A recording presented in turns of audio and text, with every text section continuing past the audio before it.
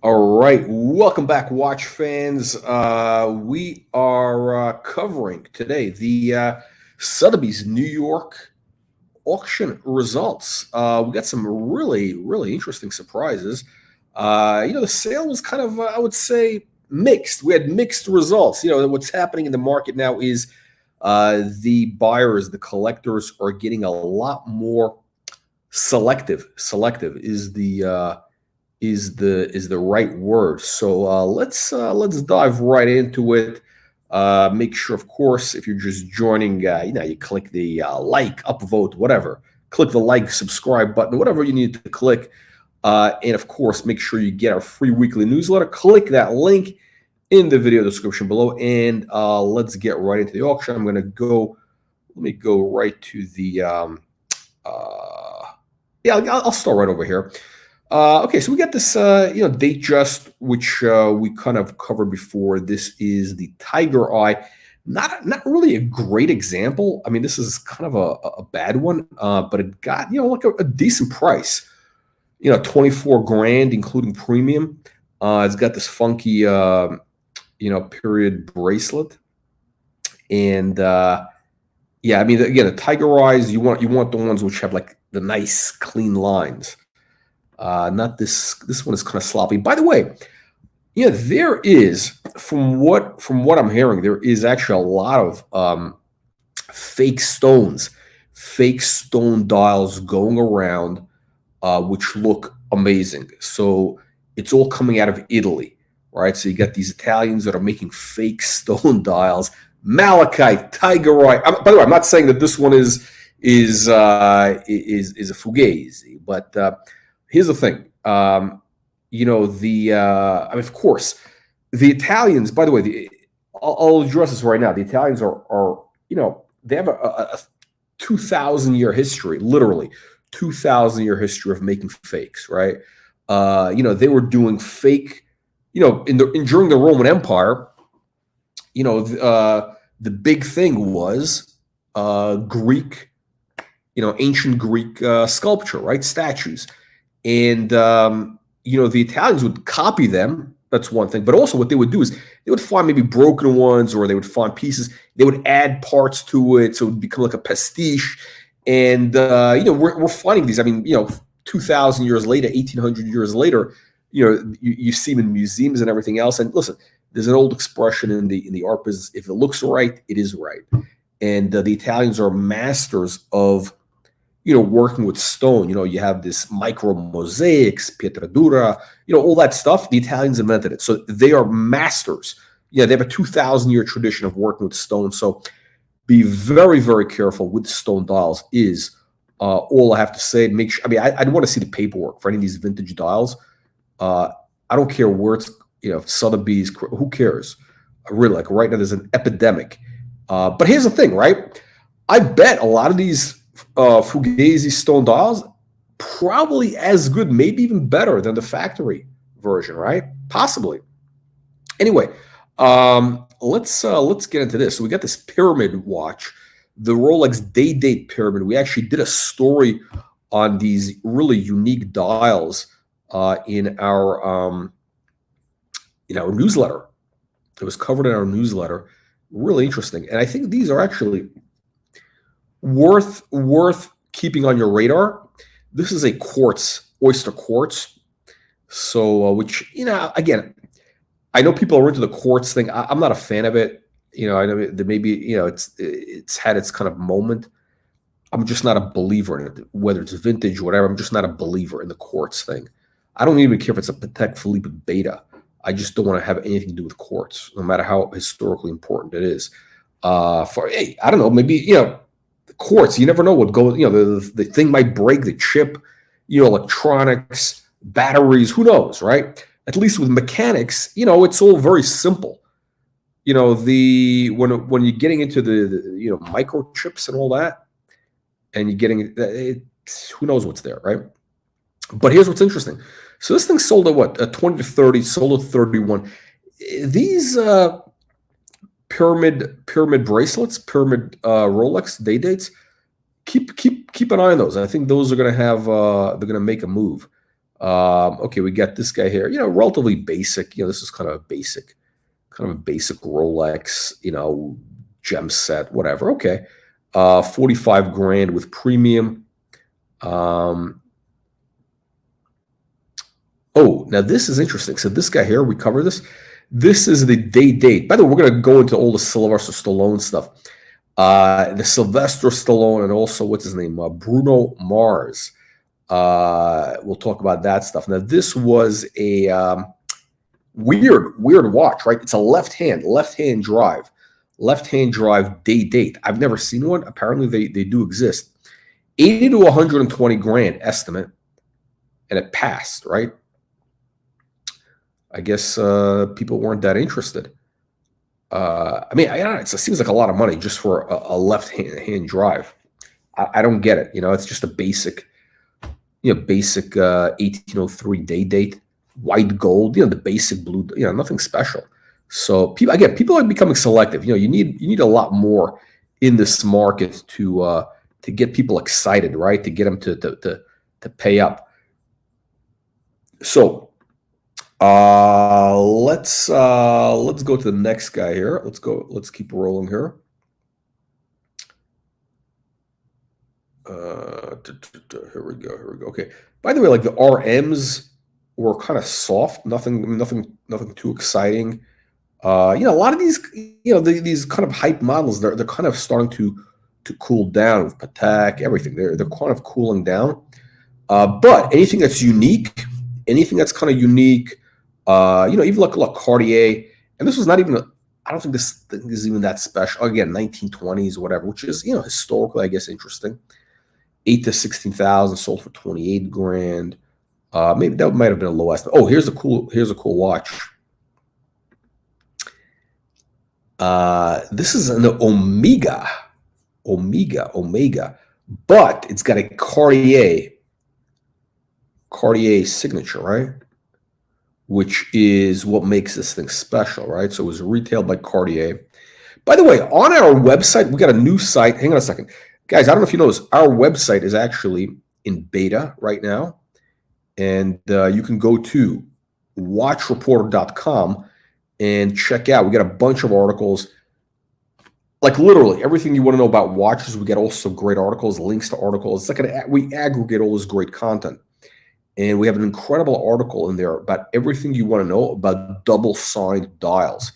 It's fascinating, right? Because again, what happened with these double-signed dials is, back in the day, the retailer was more important than the brand, right? Like, there was a retailer in San Francisco. I came across this pocket watch. It was a retailer in San Francisco, which was like, by the way, in the 1860s, 1880s. San Francisco was a boom town because of the gold rush. It was like the Wild West. People were making all sorts of money. It was kind of like Shanghai in the 2002 or something, right? Or not Shanghai, but like one of these wacky provinces in China, which all of a sudden there's a massive boom in the last 20 years. That was what happened in San Francisco. And anyway, there was a retailer there, and they sold Patek Philippe. Back then, Patek Philippe wasn't even they weren't even well known. It was the retailer's brand that sold the watch because it was their reputation, just like Tiffany, just like I think Shreve or whatever, just like, or in Cartier in this case. So back in the day, the brand was the store, the retailer was much more important than the actual brand. So it's kind of fast. But anyway, check it out. Go to our website, watchreporter.com. We got the article there about that. About everything you want to know about these different dollars. Anyway, this thing 10 to 15 sold for 16.8 with the premium because Omega. Nobody cares about Omega. Nobody. And by the way, this is like a not the real bracelet. It's like a added bracelet. But yeah, I mean, if it was a Rolex, if it was a Patek, the price would be through the roof. Anyway, we got this baby Cobra, and these Cobra watches, and we covered this in the previous video. The big one, which is the main Cobra, that one is, the price have been going crazy, right? I mean, they've basically doubled in the last 6 months. And I thought that this one here, which would have a pop, and actually it sold really at the bottom of the range. 5 to 10 was the estimate. 6,600 was all in. I don't know the details. I didn't see, I don't know the condition, all that, but kind of surprising, right? Same thing here. I think this guy should have gotten a little bit more action. There's a lot of interest in these, again, funky shaped cases right now. So this actually was a good deal. Although I don't like the date. The date window kind of messes things up. Whatever. Okay, let's go on to the next guy here. And then we're going to get into the Sylvester Stallone. The Stallone lots. Wait, is this it here? I think we're starting already. Oh, here we go. Here we go. This is crazy. By the way, guys, this is like, doesn't even make any sense. Okay, so this is from the Sylvester Stallone collection. You got this Piaget. I mean, it's a piece of garbage, right? You know, circa 2000. I mean, this is total trash. The estimate was 6 to 12,000. It sold for 33,600, including premium, right? 33,600. Here's the problem. You know, basically, whoever paid this crazy money was buying it because, you know, I think Sylvester Stallone may have put it on his wrist once, twice. He may have worn this watch. He probably got it as a gift. I mean, this is not his thing, or who knows? I mean, this is. I bet he wore this watch at the most 3 times.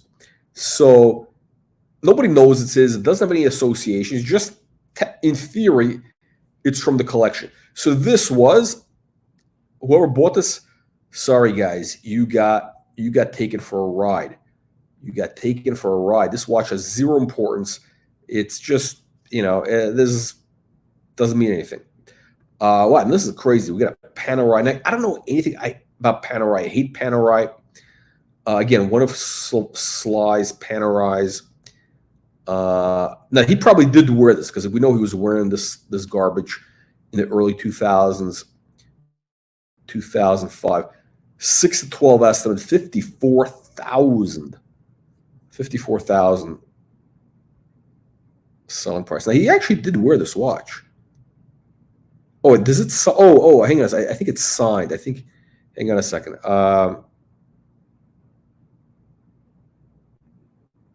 there's a note from Silver. Okay, there's a note. Yeah, okay. Oh, it's a Sly Tech. Whatever. I don't know. It means nothing. But it's got a little more association. Now, here's where it gets interesting, guys. Here's where we're getting into the interesting stuff. Okay, here we go. Come on. Let's load this page. Oh, what happened here? Okay, stand by. Okay, there we go. Now this watch, if you recall, this is one that we talked about on previous, in the preview, and I said, look, this is the one to watch. This is the one that's worth buying of all the Sly Stallone watches. If you want to have anything, if you want to buy that provenance, this is the one to get. Because number one is, Rolex day date. It's the right, it's the rose gold olive green dial, right? That's the prime example. And it's also has his name on the back, right? It's got his, now I don't know if he got it as a gift, if whatever, who knows, but it says Sly in the back, right? So he did wear this watch, and he would wear it because look, this is a very, it's a Stallone type of watch. He likes gold. It's like a very Italian, right? The gold, you got the green. Italians love green. I mean, Italian, not American Italians, but Italians from Italy love the green color. Yeah. So this is, and I told you guys, I said this could go for crazy money, like possibly $100,000. Although in the market, if it was just a regular Rolex, it would be like 35, 38 grand. So it sold for 96. And you know what? I think it actually is worth 96. It's hard to say. It's hard to say.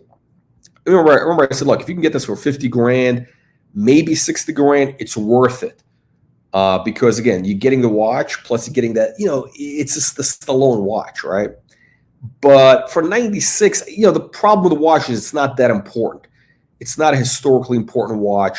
It's not something that's going to be increasing value. Again, we did a video on these day dates. Guys, the day date market, it's don't get your hopes up. Okay, the prices are, if you're lucky, if you buy a day date 40 today, you buy a day date 40 today, maybe you'll get your money back in 10 years, 7 years. The market's dead base. And it's this, they're making a ton of these. It's a mass production watch. If you like it, great, but at least stick to like unique dials or something.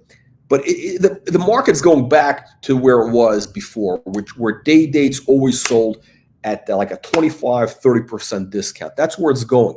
So that delta is going to squeeze down. Okay. So right now, these watches that are like, maybe they did an increase. What is it going to be? 40, I don't know, 40 grand, whatever it is. You're going to be able to get these watches for 35, 30 grand, 30, 28 grand. But if you're going to get the day date, at least get, rose gold, green dial, white gold, blue dial. Again, it's not very hot, but at least it's a classic. Don't get like the champagne dials, yellow gold champagne dials. Those are toxic. They're worthless, okay? Yellow gold champagne dial for day date 40, garbage. Okay, now, this is fascinating, right? This is another piece of garbage, this Cartier. One of the ugliest watches ever, this Pasha or whatever it is. C-Timer, Pasha, C-Timer. Again, this is like a tomato can watch, right? And I'm sorry. Oh, you know what? I apologize. I missed the fact that it says Sylvester Stallone on the back. I think it was given as a gift to him. I missed that. When we did the preview, I said this thing is garbage. But somebody who bought this, it's got a handwritten note. By the way, okay, that's fascinating. Okay, so this thing, I love the way they marketed this auction. So Sylvester Stallone, right, spent about 30 seconds basically, with a stationery. He's got little nice, probably has like a nice little stationery. And, with like the guy's got a great signature, right? He practices autographs for the last 50 years, right? He probably took him 30 seconds to write a thing. Hey, he probably wrote, enjoy the watch, we're in good health, Sly, And that note, it's worth money. It's what makes these things valuable. But again, this watch is basically a piece of garbage. But I didn't see this before. It does say Sylvester Stallone on the back. So this may have been, it was probably a gift. I think this was a gift, actually. I think it was a gift from Cartier, right? I think it was actually a gift. He may have talked about this. It might have been a gift. Anyway, 15 to 30 was the estimate. It sold for $66,000. Again, because it says Stallone on the back, so it's identifiable. Again, if you're going to buy a Sylvester Stallone watch, you want it to be personalized to Stallone, so people know that it actually is from him. This other stuff, which is like, for example, this guy here, this AP, 100 to 200. Hammer was 228. And it's kind of, I think these are, what do these go for in the market? These are like about, I think, 161. It's kind of up there. Does it have a handwritten note? Yeah. So that's a nice touch.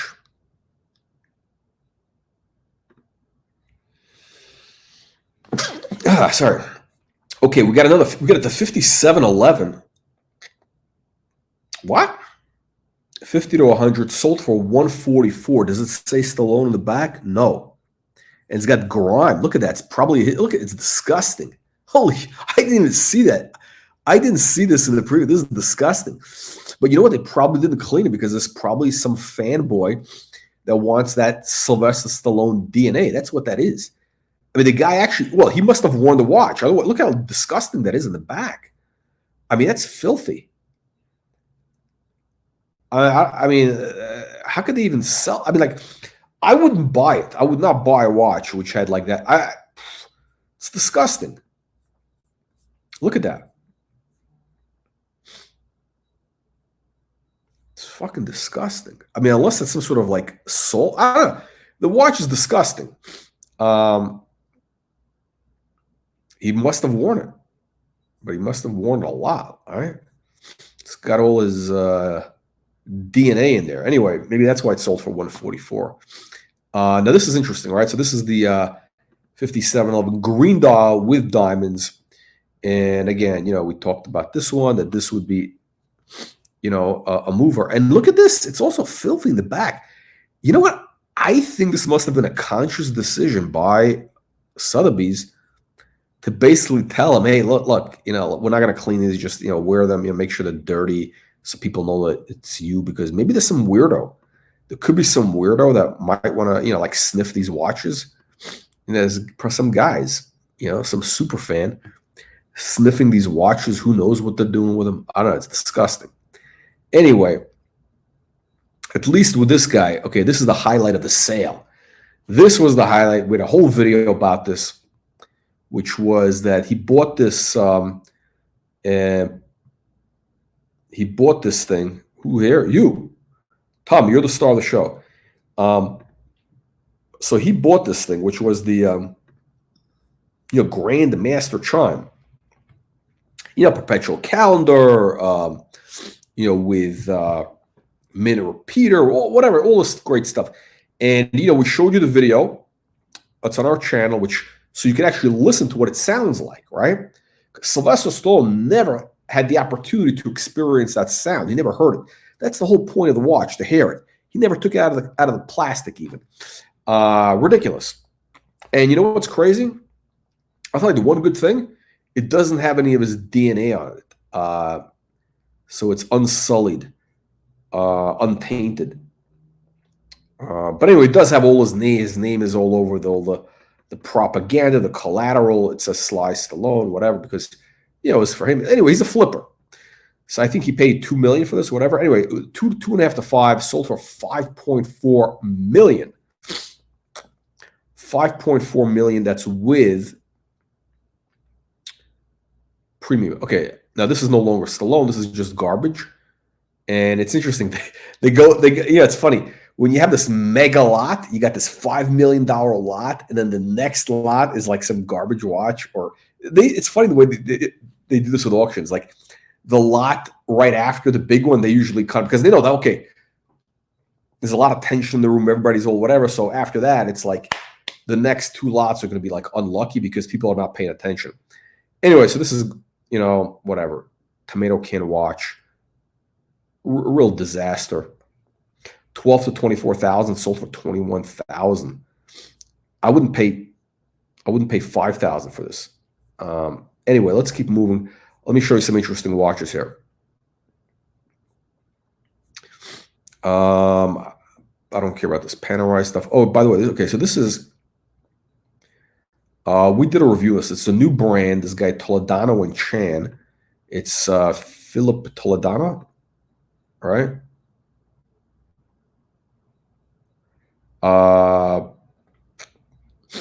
And what do you call it? And this was so they did the watches, and then they did this as a one-off, right? So they make this, I think it's these guys actually, they're talented guys, but it's just an homage to those 70s watches, whether it was the King Midas or this and that.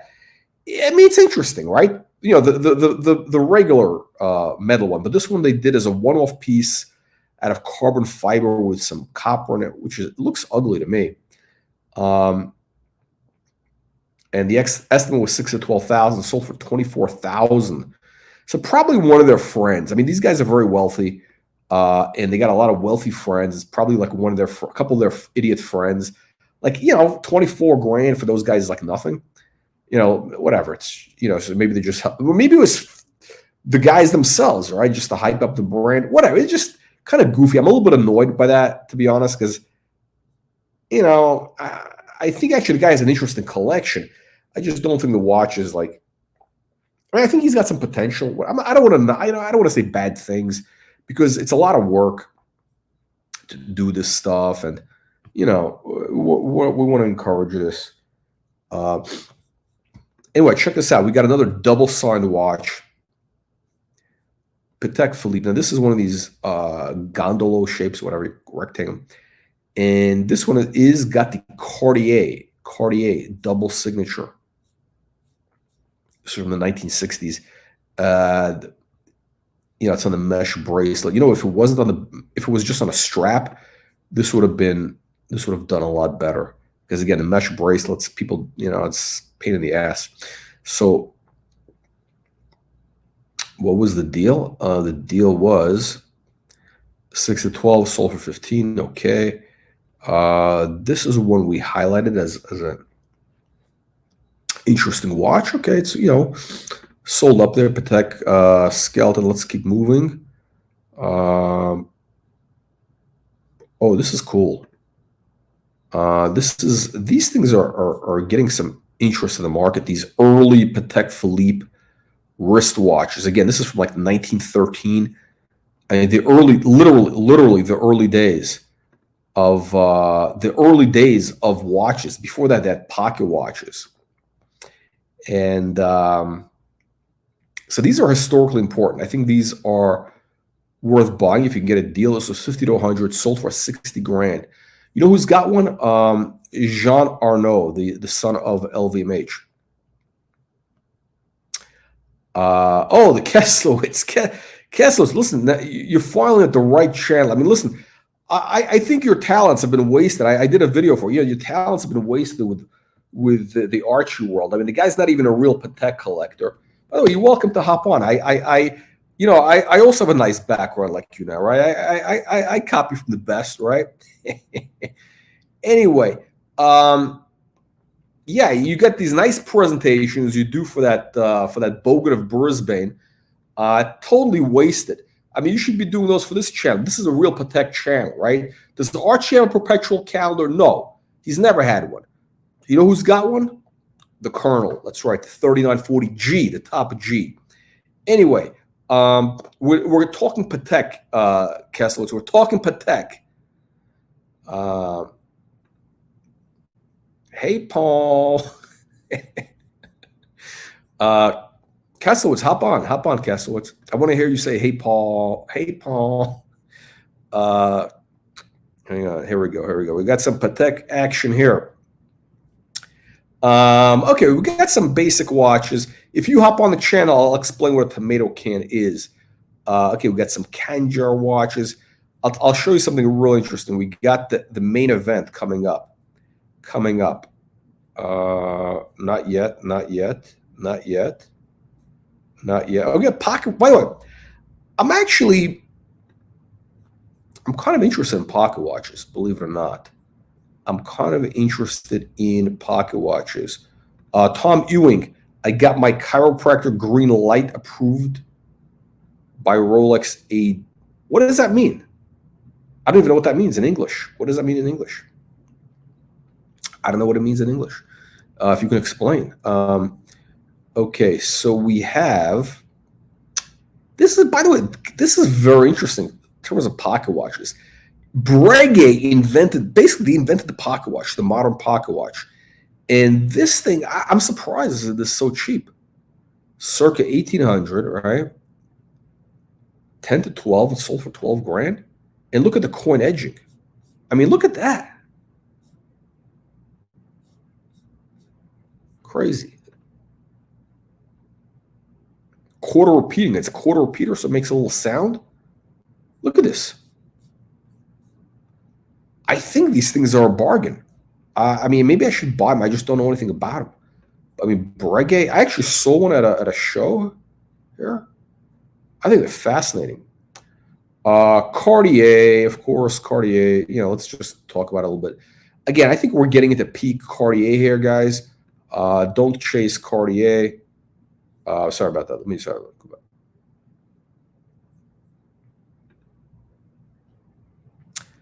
No, I don't have a Patek pizza box.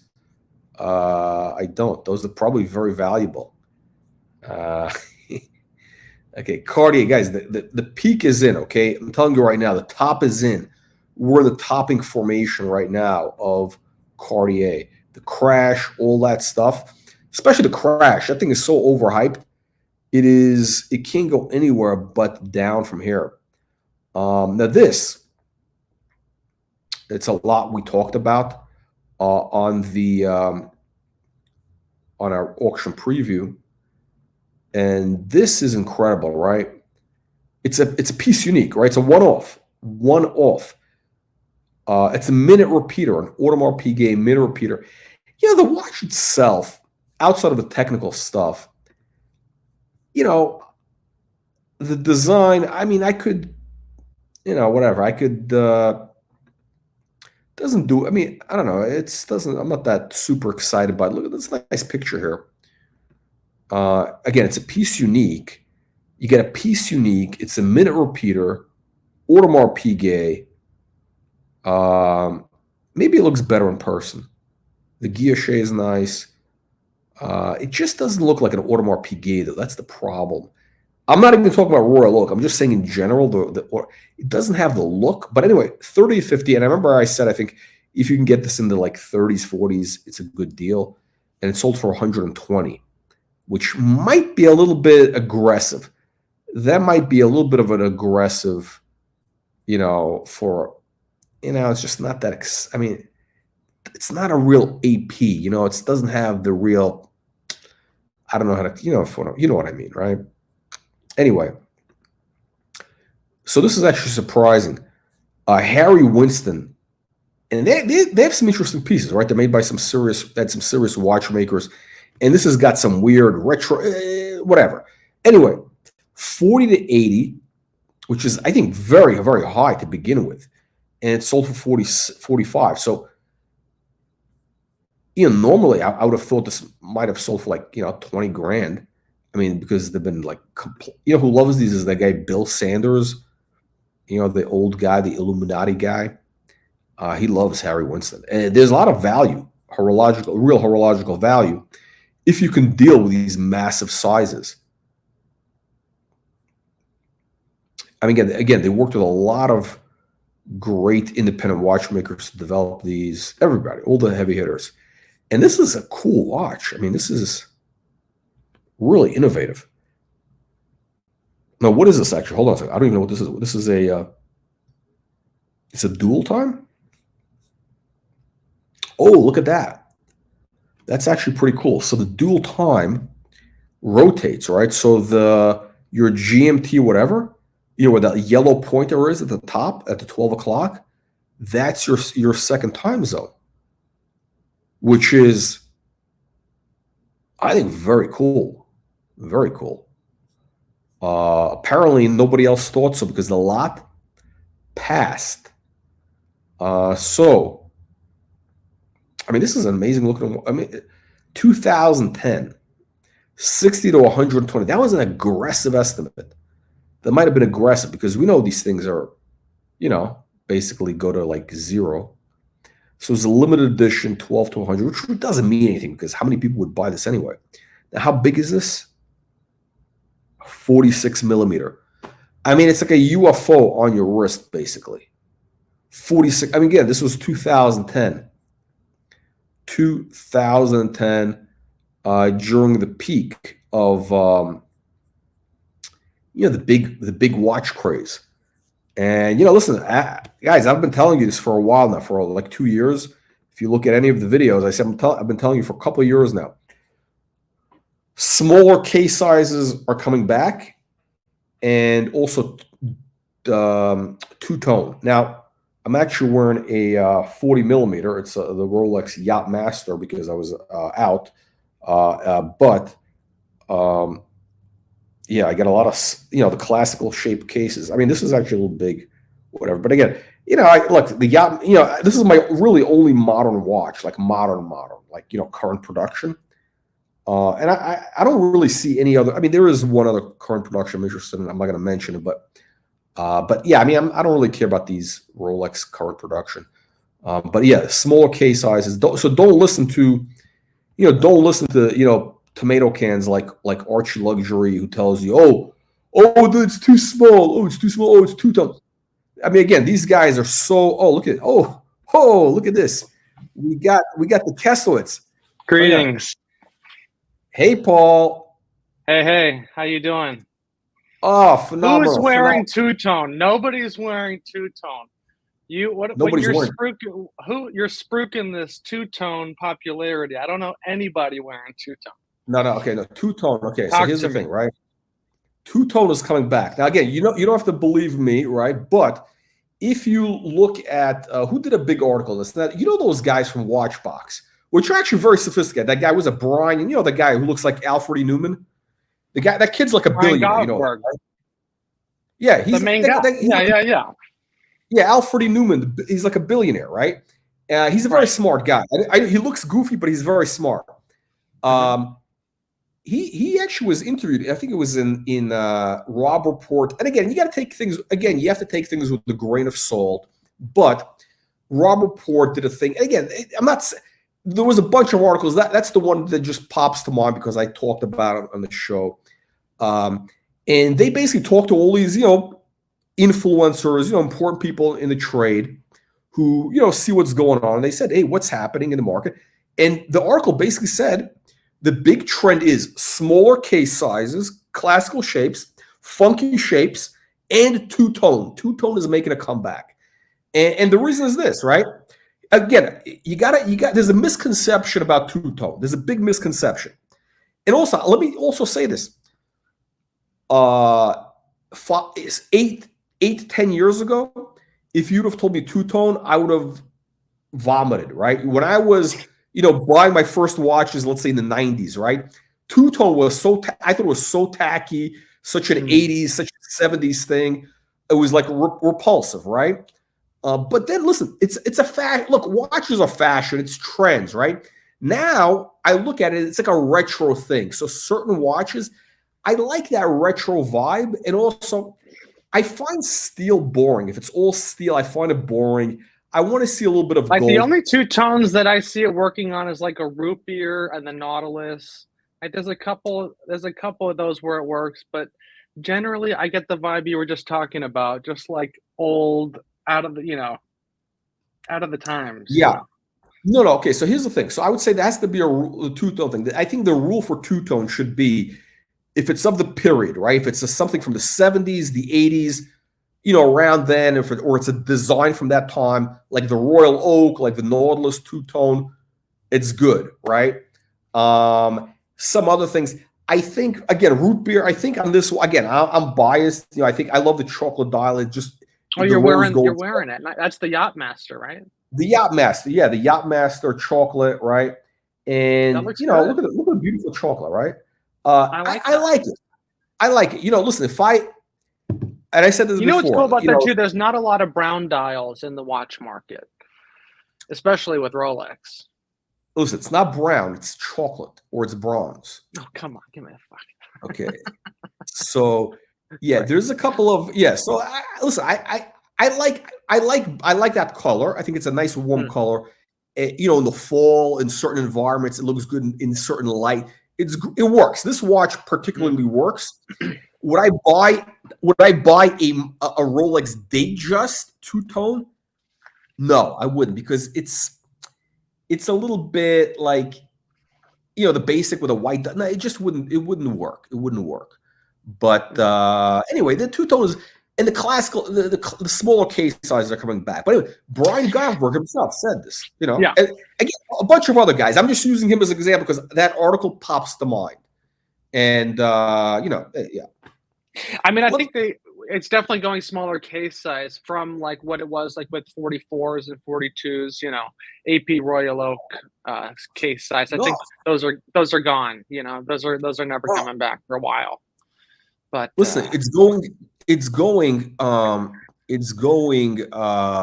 micro. It's going to the other extreme. no, I see. I don't see it going back to 36. No, Even no, no. Hold 37 on. is Wait, borderline, borderline. wait. I'm not talking about 36. I'm talking about 26. Okay. In the 1960s, in the late Right. 60s, again, watches were kind of small, right? And you had a trend where these like Italian, sort of like the Italian like playboys on the Riviera, the guys who were like kind of the jet set. They started wearing like Sure, lady sure. size watch, like very small. and that became it was a thing, right? It was that of that era. But watches, they're always small. But I'm seeing guys now, like young guys. I'm not talking about old men. I'm talking about young, like hip guys. I'm not Guys who seeing are like, that, dude. I'm not seeing that. you're not around cool people. No, seriously. I mean, like you're not around. I don't think you're around like. No, you're not. You're not around cool people. I know you live like downtown LA or something, but you're not around the cool kids. I'm in LA. All right. But you're not around the cool kids. Give me an example. Give me an example of a hot 26 millimeter watch right now, and you got to give me the definition. I met a guy here. Hold on, time out. I'm waiting to hear the definition of what a tomato can is. This is critical information. This is often referred to. Inform me. Tomato can. It's a tomato can. It's a guy who's like the brain is a can of tomato. It's like a tomato. Those are the Italian those what are those tomatoes that that make the sauce from. You go to the market. They have what's the brand? San Marzano tomatoes that come in the can. Guys, his brain is just the tomatoes. It's tomatoes. Vegetables, like a vegetable brain. That's what it means. Ragu. I got you. Cool. You're getting a box of ragu. It's like you buy a Richard Mille and you open the box and it's a ragu.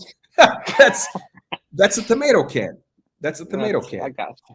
Gotcha. But no, seriously. Gotcha. I'm around. Listen, I've seen, or I can count four people I've seen. Right.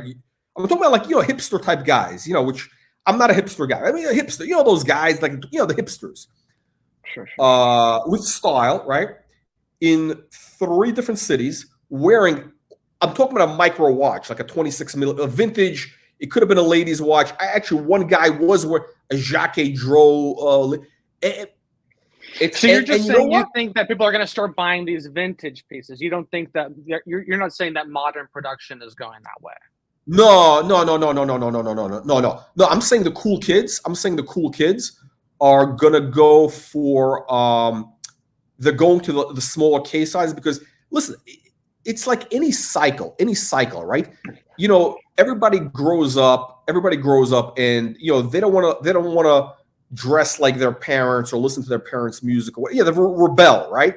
And it goes to the other everything goes to the other extreme. It's always you got the it's like with like anything. You got a counter, things go from one extreme to the other, right? It's like whether it's this, whether it's politics, anything, it goes from one to the other.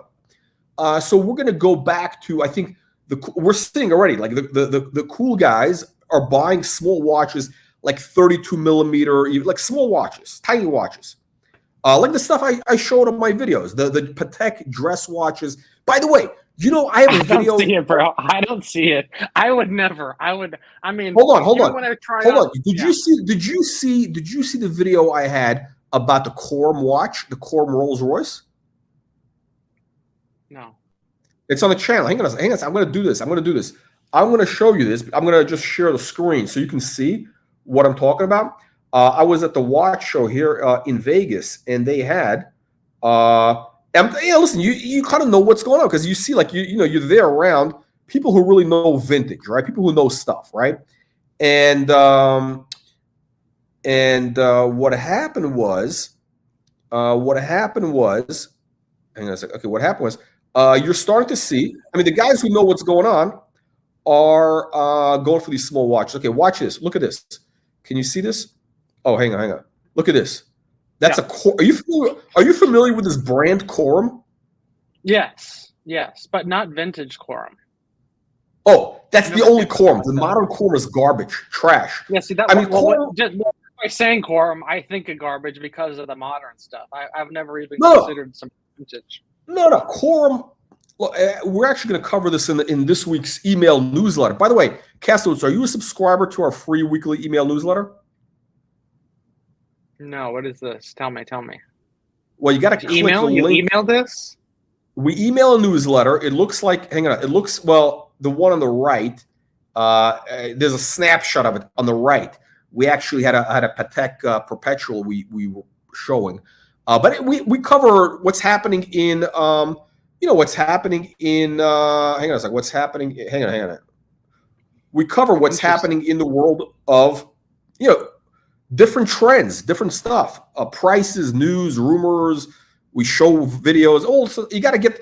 It's free. Click the link in the video description below to get the free newsletter. Now, back to the Okay. quorum. So quorum. So is this the same ownership as today, or is it a Phoenix brand today of what it was? You know what? You know what? Listen, I don't know. I don't care. You know, as far as the reality is this, right? Quorum was always.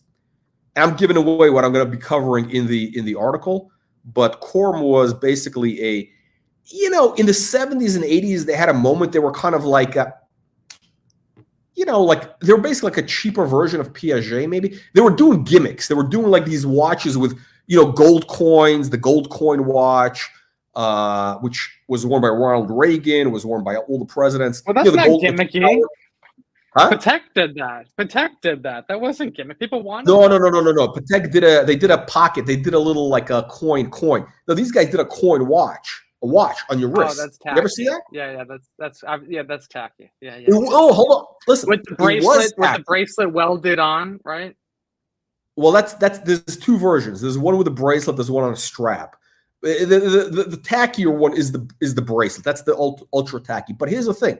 Again, things go in cycles. That thing would have been ultra tacky up until, I would say, 18 months ago, 20 months ago. Now, and again, if you would have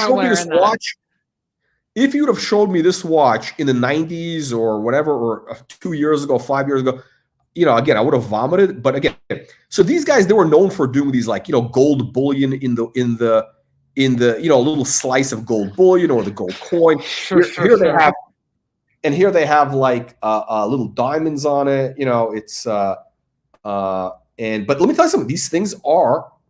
And they're never a serious watch company, right? They were never a serious watch. They were kind of always like gimmicky, right? They were gimmicky. And but what's happened now is, you know, people want, again, they're going for these smaller watches. Let me show you the Rolls Royce. Okay, I'm going to show you the Rolls Royce. You're gonna love this. Hang on a second. You're gonna, oh shit, hang on a second. You're gonna love this thing here. This is amazing. This is amazing.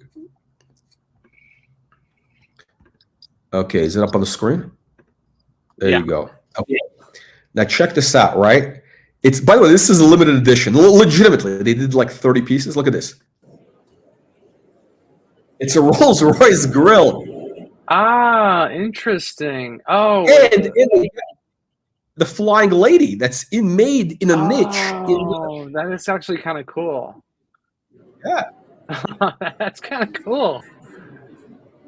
I mean, it's tacky, but it's so retro. Right. It's so like, you know, when things go super tacky, it becomes like 1990. No, this is like an 80s. This is like a 70s, 80s, you know, Miami Coke dealer, you know. Yeah, I mean, let me tell you something. These watches probably have like cocaine residue inside. When you open up the movement, it's got like cocaine from Studio 54 in there. So what's the price of something like that? That's got to be cheap, right? Not anymore. Not anymore. These are like this guy wanted like $4,000, and these used to be like $1,500. You know, you can. I think the right price is like, if I can get one for $2,500 or $3,000, I would buy it. Man, if you polish that one more time, that Rolls Royce is coming off. No, you don't polish this. No, you leave it as is. Right. But this is like, look, and this, by the way, the watch is small. It's actually a very small watch. You got to get the Rolls Royce first, though, right, in order to pull that off. Yeah, no, actually, no. That watch is kind of like, you know, it's like, you know what it is? Listen, I guarantee most people who had that watch, they couldn't buy the Rolls. That's why they bought that watch. It was like an aspirational thing, right? It was, you know, it's the American dream, whatever. It was like a thing. But anyway, the smaller stuff is coming back. Yeah. It's coming back in a big way. And yeah, so back to the what we're talking. So we're talking, yeah. So two-tone is back. What do you call it? The small one. You gotta listen. This is the channel where we talk about the reality.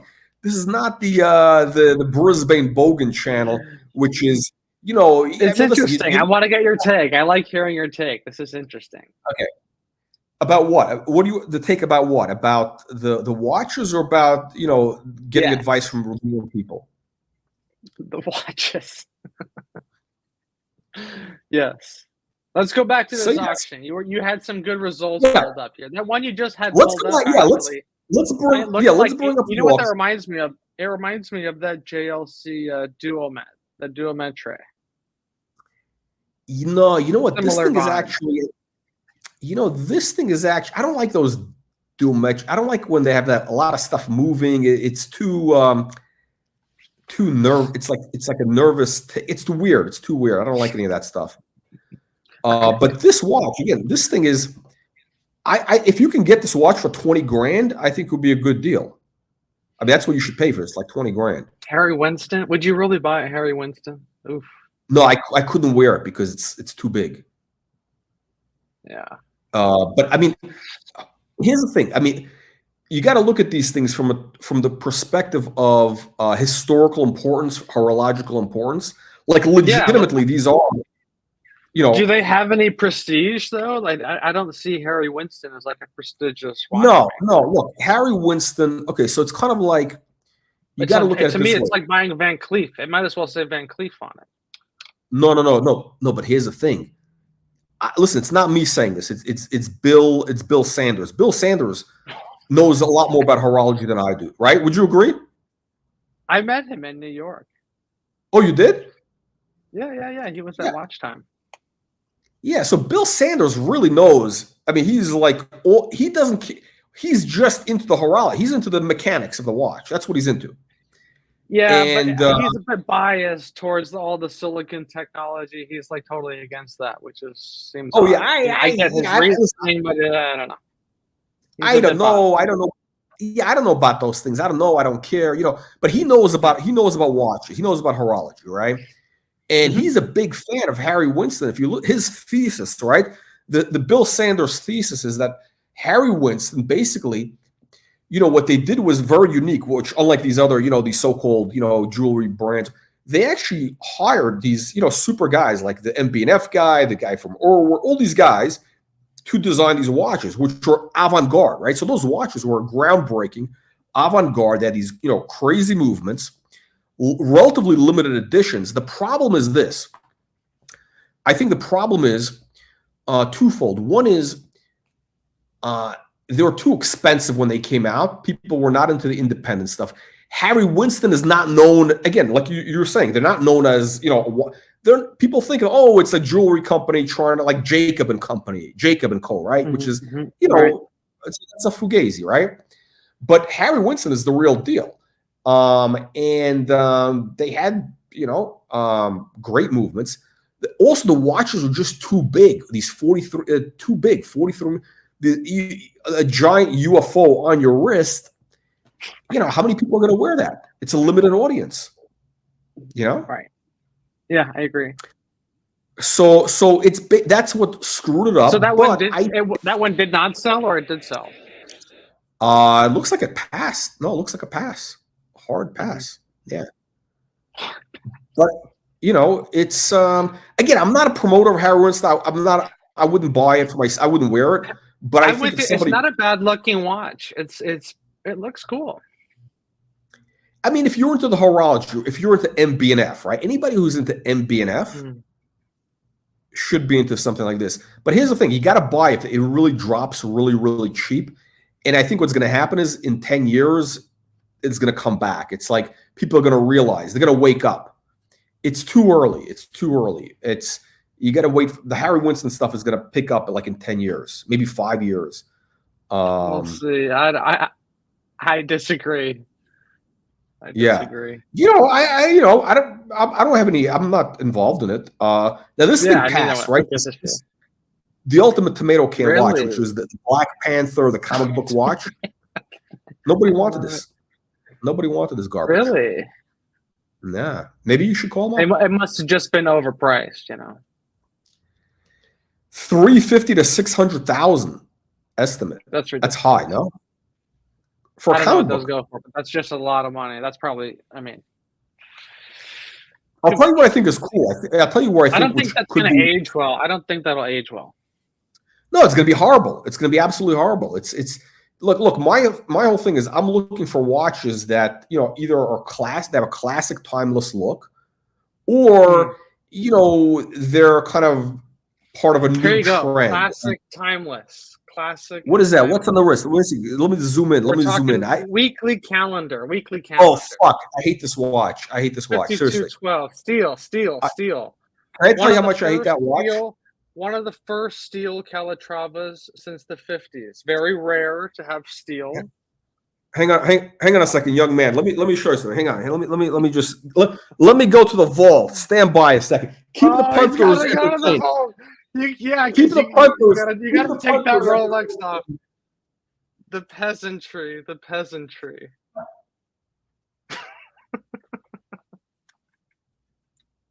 Here we go. Here we go.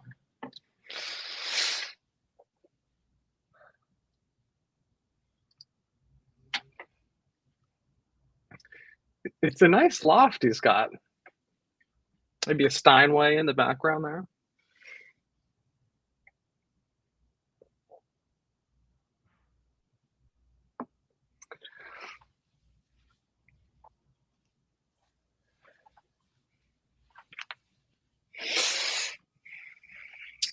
Keeping the punters entertained. Why are you not entertaining the crowd?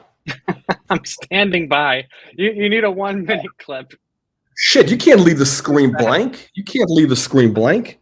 Oh my god, Dude, don't you know anything about you don't television? have action in the chat, bro. All right. Okay. What Yeah, do let me show you. This is a What real. do you got? Okay, let me see. 3940. Let's see this fucking thing. See that my friend is a real Patek Philippe, right? Right there. It Look at is. that. You won up me. That you're not wearing it though. You're not wearing it. No, you know why? Look at the movement. 240, too delicate, too fucking delicate. No, because what happened is I need to get it serviced. The moon phase adjustment is it's something. Basically, the watch is 20 years old, right? And I don't think it's ever been serviced, right? It's basically like I don't think the guy worked very much. So I gotta go. You, bro. Yeah, it's gonna be like a couple of grand. It's gonna be like $3,000 plus. $3,000. Yeah. Yeah. Maybe more. That might be gone for like a year. You know that. Well, that's the thing. That's why I'm looking for a new perpetual calendar. Because listen, once I'm looking at yeah. No, you need go a standby. Go simple.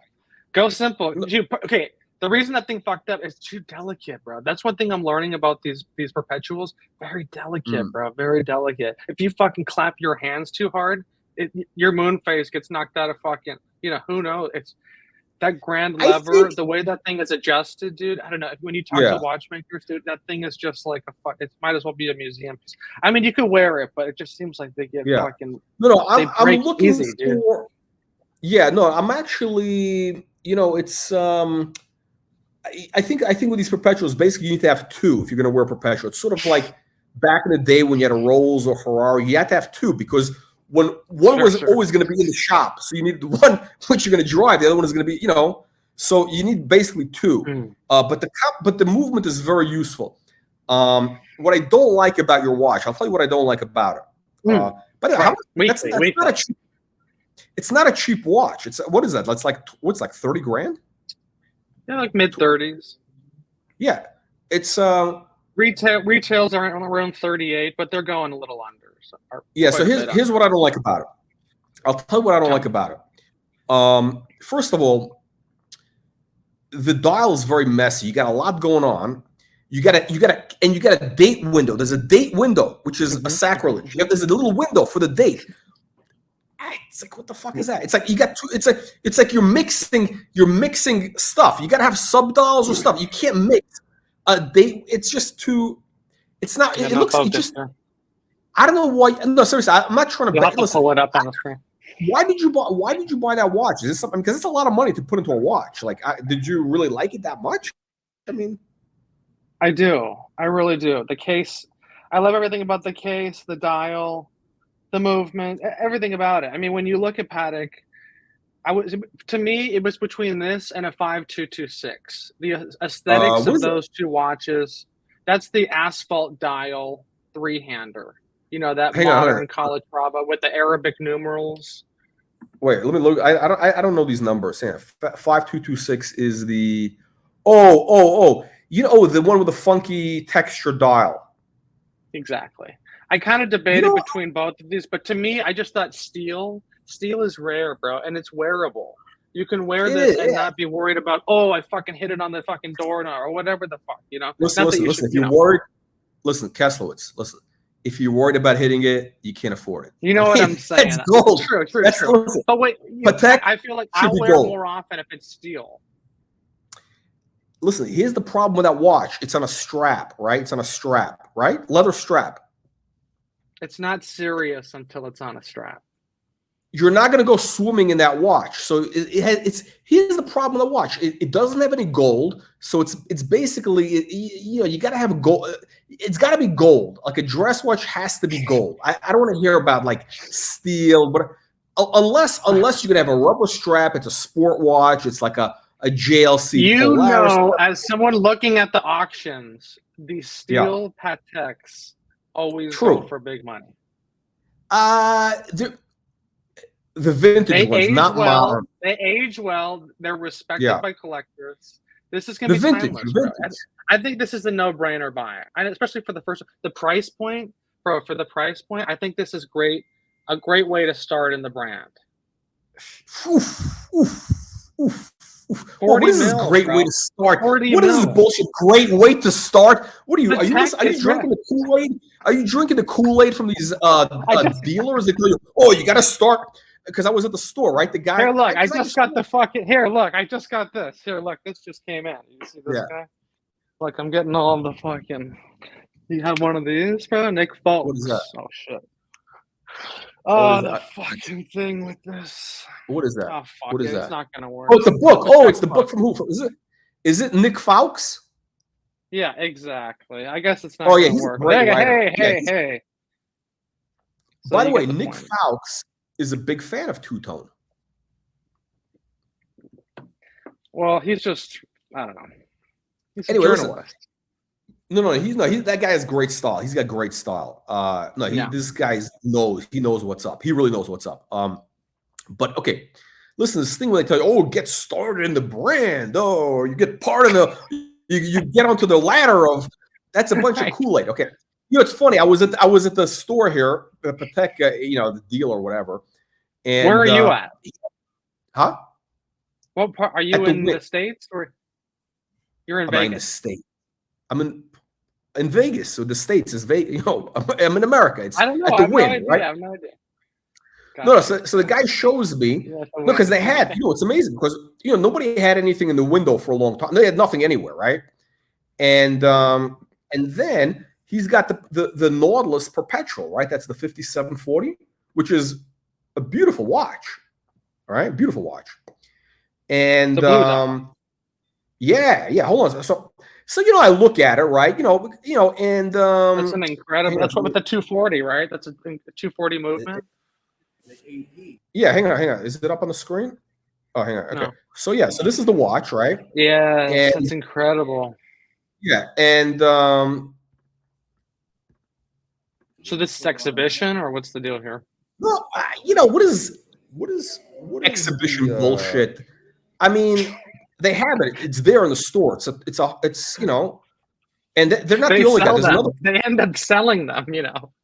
Yeah, somebody's Oh, so here's the funny thing, right? So the guy. Yeah. By the way, he's a great salesman. He's a great salesman. I actually bought a Jacques Droz from this guy, right? A meteorite. That's the Jacques Droz. That's the only watch I ever bought at retail in my life, right? This guy's a great salesman. But he doesn't know the brand that much, whatever. But he starts telling me, like, I don't know if the guy thinks I fell off the banana truck or something, but he tells me, look, if you want to buy this watch, we don't just sell to anybody. First, you got to start with other watches. Then you get a Calatrava, then you get a this, then you get that, and then after 5-6 watches, you get offered, the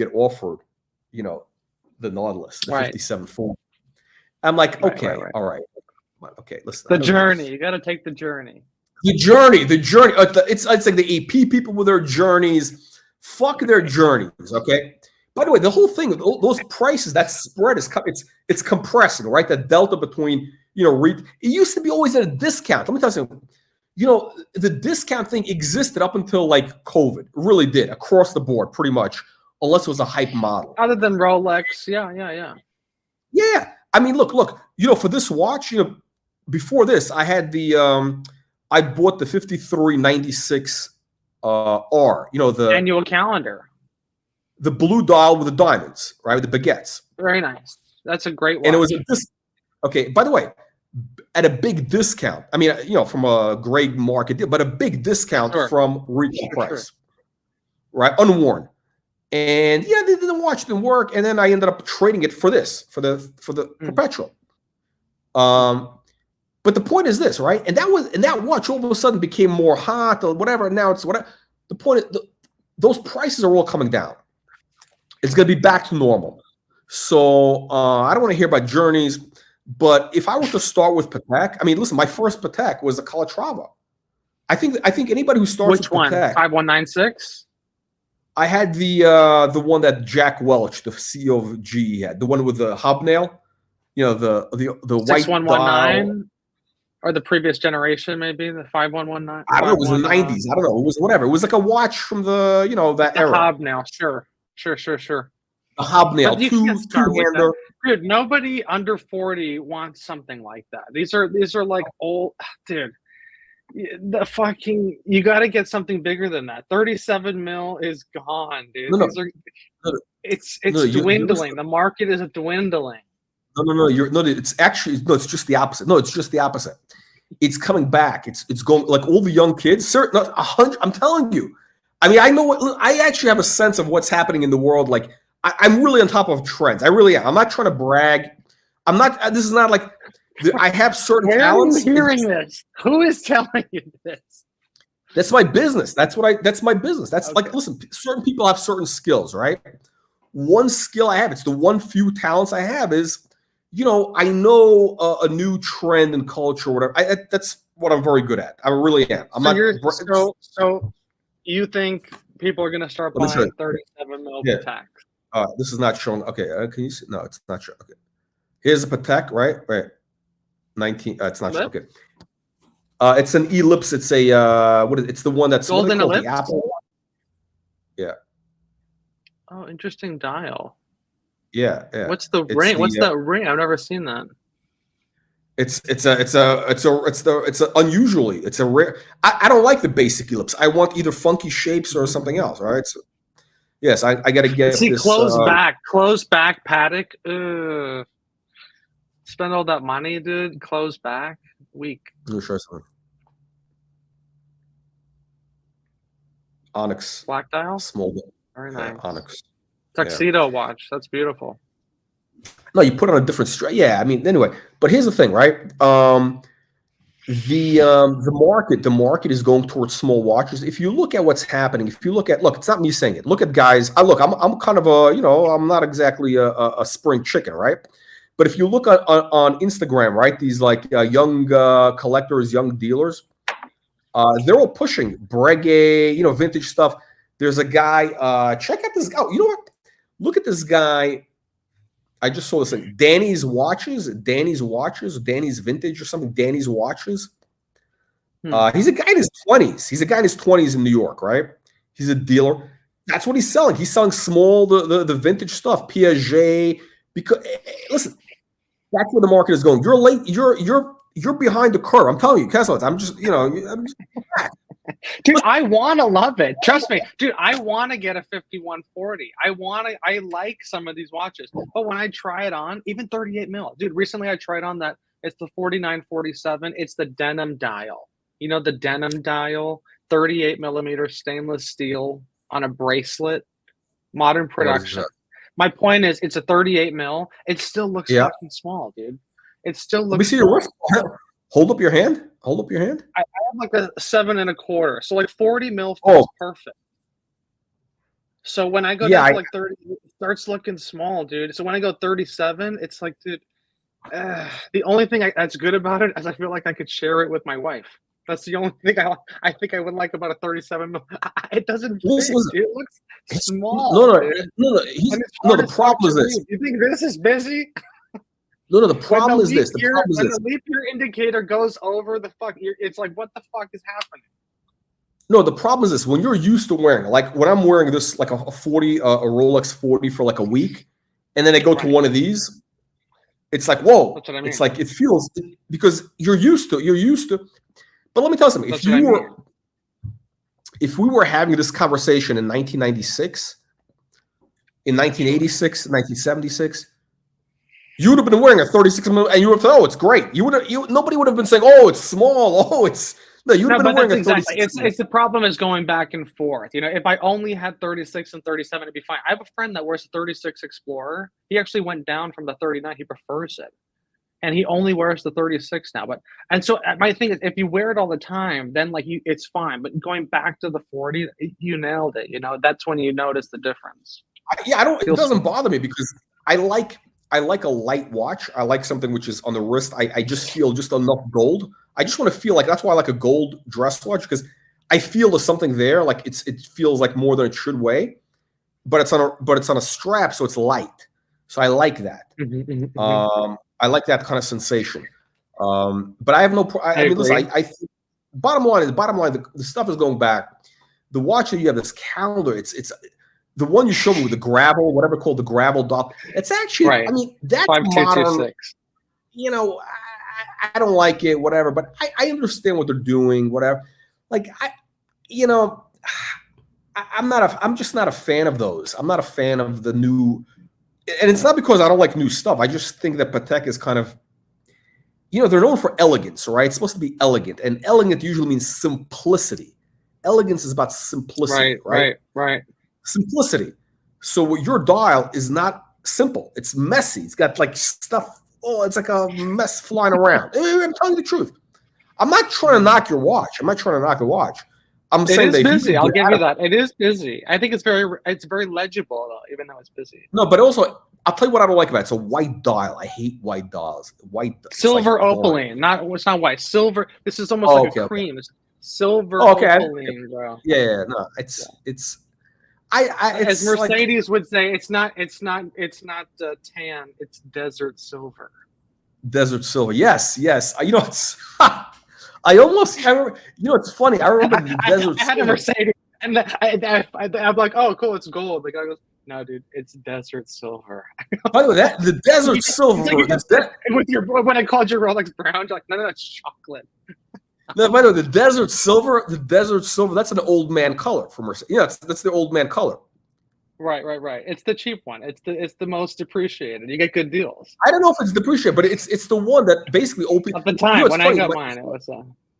No, but when I bought my first, that was my first car. It was a new car, and I went to, and I never bought a car before, right? I mean, I just learned how to drive, right? I was like 28 by then, but anyway, I go to the dealer and I wanted that gold color because, I knew a guy who had one. I kind of looked up to him. It was kind of, I don't want to say mentor, but, kind of whatever. Like, and he had, it was like this Russian mob guy. He had the gold, the desert silver E-class.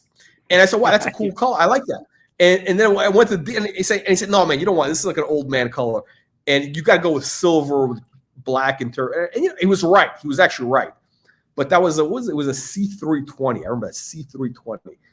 And it was, what a garbage Mercedes. Yeah, totally. But I had the C240. Crap.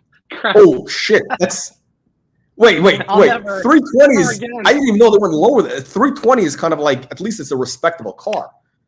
A 240 is like, what is it? That's like a 4-cylinder. I don't even know what that is. Cheap. I don't know what that is, but anyway, I think it was a 6. It was a 6. Yeah, so you gotta get. I mean, if you sold this watch, would you take a hit right now? I mean, that shitter. This weekly. I got it. I got it at a good price. Weekly calendar. I want to keep it. I mean, would I take a hit if I sold it? Maybe a couple grand if I really needed to get rid of it quick, but nothing crazy. But look, but like you said, you need to have a second one. When you send it in for service, you got to have the second one ready. You see, you're exactly right. So you can't be dumping. No. Here's the thing, though, right? What do you get next? What are you eyeing up? Because you've owned a lot of stuff. So I'm Um, curious. I'm actually okay. So I'm a little bit biased now. Like I'm actually like okay. So these Pateks I showed you just now, right? Yeah. So actually, just so you know, we're gonna have the announcement coming. But the Watch Reporter website, the whole thing, there's gonna be a marketplace section, a marketplace where we're gonna be offering. We're gonna hawk your shit. Okay. We're gonna be Great. offering vintage fine watches available for the punters at good prices. Right? Vintage, a curated selection. Okay. Curated selection, vintage, neo vintage. We got a Royal Oak dual time, yellow gold, solid yellow gold. Anyway, so I'm personally the old like I have enough watches. Like right now, like you got I'm too always many. looking. When you came on Archie's, dude, your spread's No, I don't too have. thin. You only No, got I don't one have too wrist, many. bro. No, It's you're a right. lot of. No, you're right. I get it. No, no, but You went down the vintage rabbit hole. You experienced it. Now I think no. it's consolidation phase. But here's the thing. Okay, so let's say a watch like this. By the way, this is going to be in. I actually would keep it for my, but like this is going to be in the what do you call it, in the marketplace, right? But here's the thing: when it comes to vintage, I don't see any problem with having 10. I don't mind buying more vintage watches. Modern watches, there's really nothing that really, you know, when you talk about the vintage watches, the way I look at the vintage stuff is, it's I do look at it as, first of all, I'm interested in the design, the art. Like I'm into art, right? So to me, this is kind of an extension. And at the same time, I know if you get it the right price, I know that I'm going to make money because I'm usually, again, I'm pretty good with these trends, knowing where they're going. So, but modern, I wouldn't buy modern now because like most of the things that I'm kind of, I like, you know, I don't need them. And I think they're going to be going down. So like, you know, yeah, you're right about that. I mean, I'm looking for. I don't want to put money into a watch and lose money. I'm not like, you know. I'm not. Dude, you're 100%. That's what makes this whole hobby kind of fun. Is a part of it is that potential that you find that thing that starts going up. Not that that's what it's about, but it's you're lucky. It's like, oh, this one loses. Oh, this one won. Oh, this one loses. Okay, so, no. So here's the thing. No, so just the modern though is you're on a slow track down. That's probably why I want to get rid of a couple pieces myself. Just because, like, if you're not enjoying them, dude, you're just on a slow trend down. Whereas at least vintage, you have a fucking chance of like a slow trend up. Not that that's what it's about, but it makes you more comfortable psychologically spending the money. Yeah. Well, again, listen, I look at it from the standpoint of, a lot of the modern stuff. Like for example, I like the Rolex, the day-date meteorite dial. Right. I think it's a cool watch. The problem is they're still selling at a premium, and I do believe that they're going to be soon that delta between it's going to be going to a discount below retail where it always was, right? So why would I want to tie up that money in a watch that's going to basically be, forget about losing money. That watch is going to be dead money for 10 years. It's going to go nowhere, right? Because again, those. But if you wear it though, that's the exception. I feel like if you're wearing it and you're enjoying it, that's like the dividend. That's the dividend. Down a little. No, that's the dividend. That's a dividend. But there's no appreciation. Not wearing it, right. No. So I wear everything. But here's the thing. So so the only watches I'm really interested in, like I would buy, is maybe like vintage, neo. There's a couple of neo vintage things I'm interested in, whatever. But like what. Now you're talking pre-Patek seal, basically. I'm talking about, okay. So when I say vintage, my interest is in things from the late 60s to way back 80s. Yeah. I'm talking about like these are 60s, like these are 70s watches that I was showing you.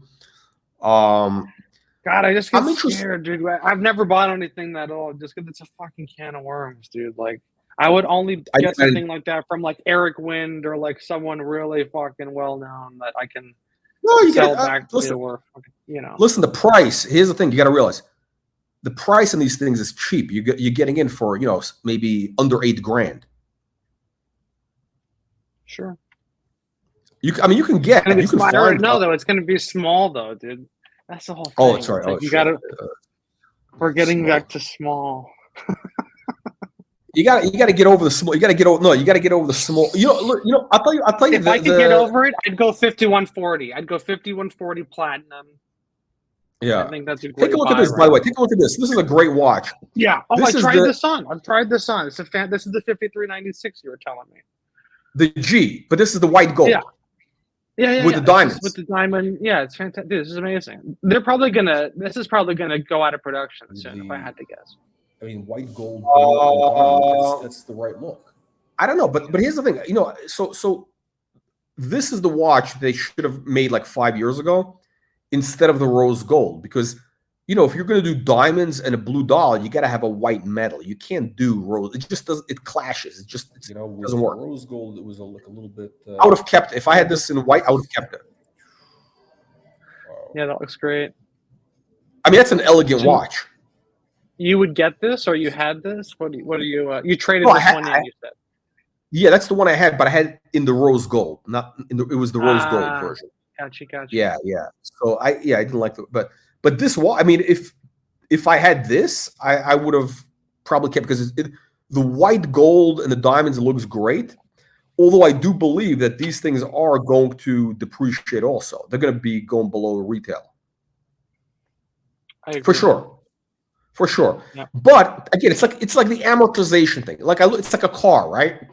I want to buy something that's at the bottom of the amortization curve, so that there's no more downside left. I don't want to have any downside. Like, I want to buy a watch where I know that there's other things that sold as comps above it. Like, I want to buy something where I have an edge. I want to have an edge in the market. If I'm buying vintage, buy a watch like this, you're not going to come across another Patek Philippe Ellipse of this. What's the 80? Whatever the model, I forget. You're not going to find another one, because the condition is always going to be different. The vintage watches, they're all really different, because also they didn't make that many of them. They made very few. They really didn't make a lot. So what would you say? What is a good vintage option at the bottom of the curve that appeals to the modern collector? Meaning exhibition case back, near 40 mils. You're talking about Patek? You're talking about Patek? Sure, any. I mean, you know more than me about all these other brands. I mean, I don't know. Tell me what's a good buy? I saw Vulcan. I've heard about these Vulcan watches. Oh yeah. Vulcan. Yeah, we had Eric Wind talking about the Vulcan on our thing. Yeah. See, there's some of those brands where I have no idea about, but when it comes to Patek, whenever I look at these vintage, bro, it's not appealing to me. They're all small. There's nothing, anything decent, like a 50, 70, they're just crazy money. You're just on both ends of the stratosphere. Yeah. I think actually where you get good value right now, let's, for example, in perpetual, JLC, like the gold. If you're willing to do steel, then you have no problem. I don't like steel, but the gold, they have gold. The prices have gone up though. But they're all a little bit big. They're big. I think JLC is actually like one of the. I think they're a good value. I mean, again, it's like they're a great watchmaker. Everything Richemont, about the watch bro. Richemont. Oh, you got to go vintage. No, I'm talking about actually the new one that they make, the Polaris Perpetual, which is huge. It's 41 million. That's great. The blue with the gradient dial. Yeah, they have one now with the colors are just. I don't like the colors. They have a green one. It's weird. But the watch, I think it's an amazing watch. I would love to buy it if the price dropped. Like, really? Into Dude, 20s. I don't know. That's not going to age well, dude. I don't know. That's the thing. That's the thing I'm concerned about, because that watch does look very like, of the moment. It looks of the moment. Agree. It looks like, which the dial is something. I don't know. There's a couple things about it. Whatever. I don't know. I don't know about that one. But no, I think this watch. It's appealing. I know what you mean. It's very sporty. It's cool to see a sporty perpetual calendar, especially on a bracelet. That's quite. And it's got a timing function. Yeah, I remember one thing that shitted me off when I tried it on. It has like the warning, the warning of when not to adjust it. That's good. That's good. I know, but it's fucking obvious. You know, you should know. You read the manual. Okay, I don't know. do it until 9 a.m.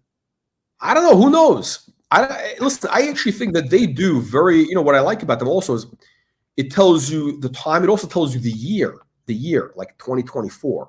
Right. So think about it. Right. Watch. Every year you're gonna see.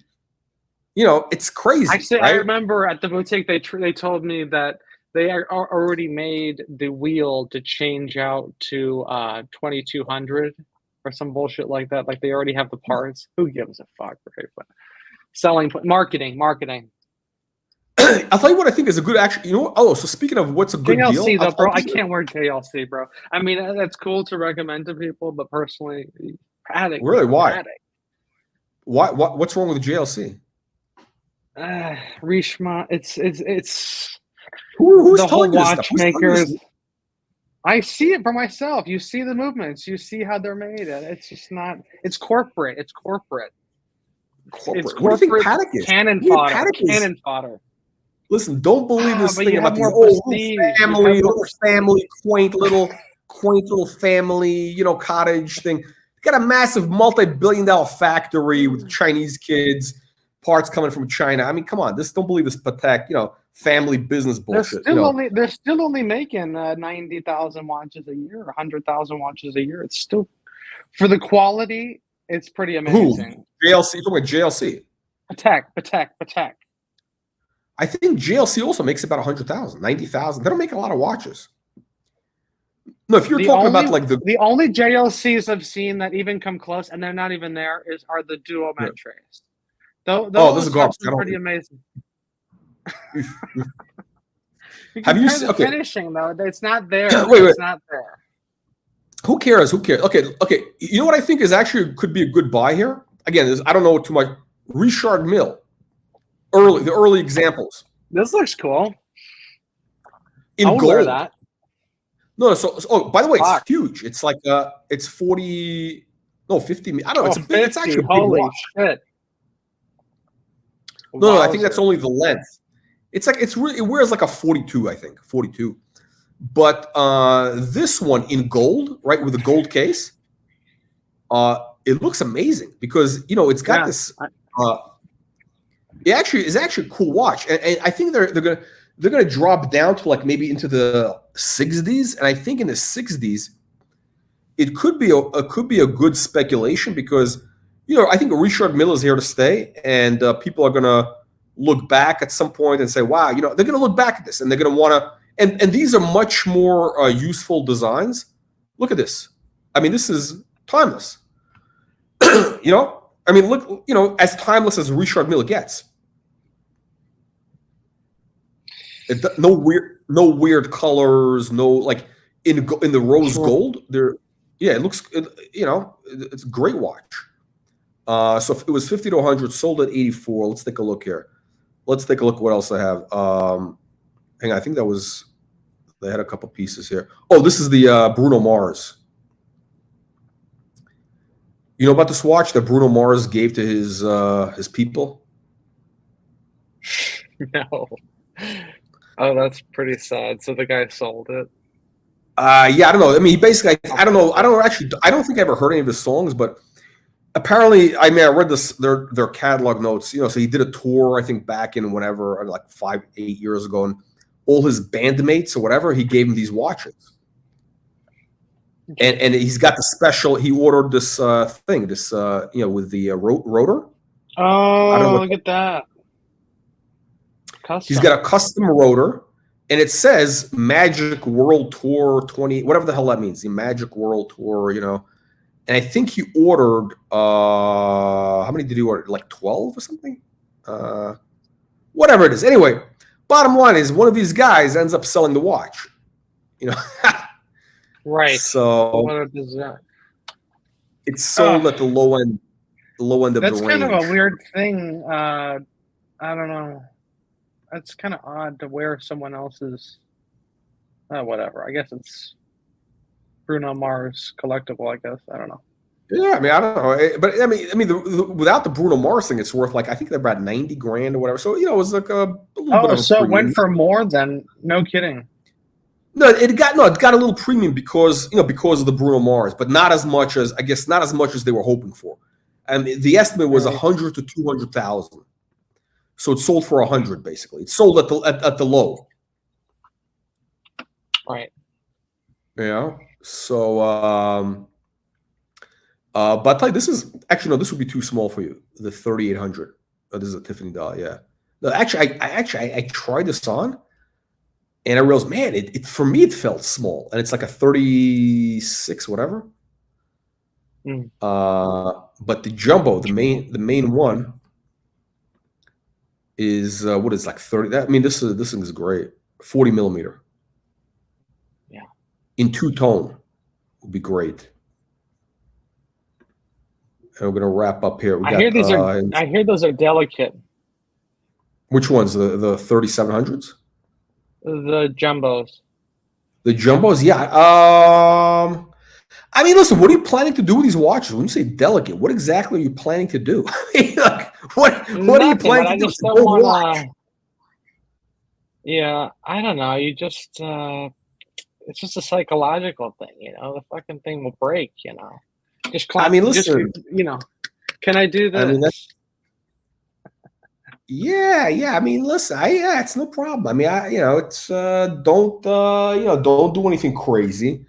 And the watch is fun. But okay, so we got perpetuals. This is the what is this? Yeah, these are big. This is what you like, right? What is this? 30. No, wait, this is weird. This is like 36, 35 or 36, right? Wait. I don't know what this is. I think this is some sort of. It's a new watch, but they have I don't know what's called. It's a smaller size, 35. It says 35 millimeter. I don't know if that's correct. Did they make them smaller now? Yeah, 5039. I've seen these. That's correct. They make a small version of this? I don't think there's a bigger one.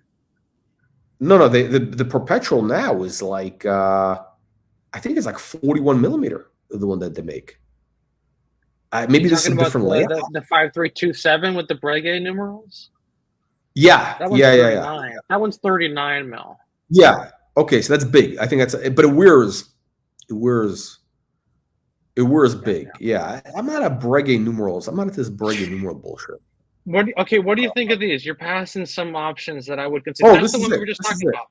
There you go. 5374. Now that's different. That's the minute repeater.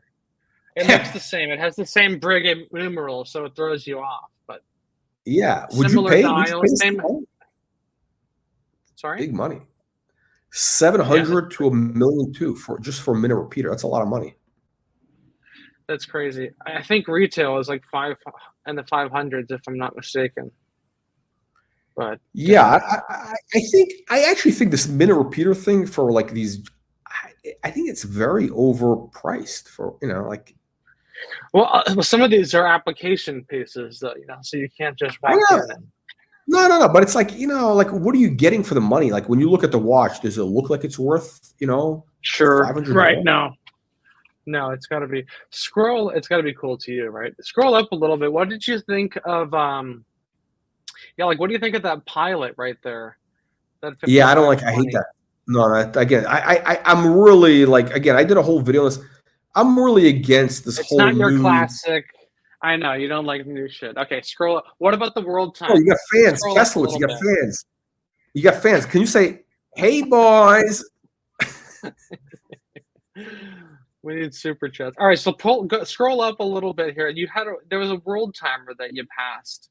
What do you think of that? This guy.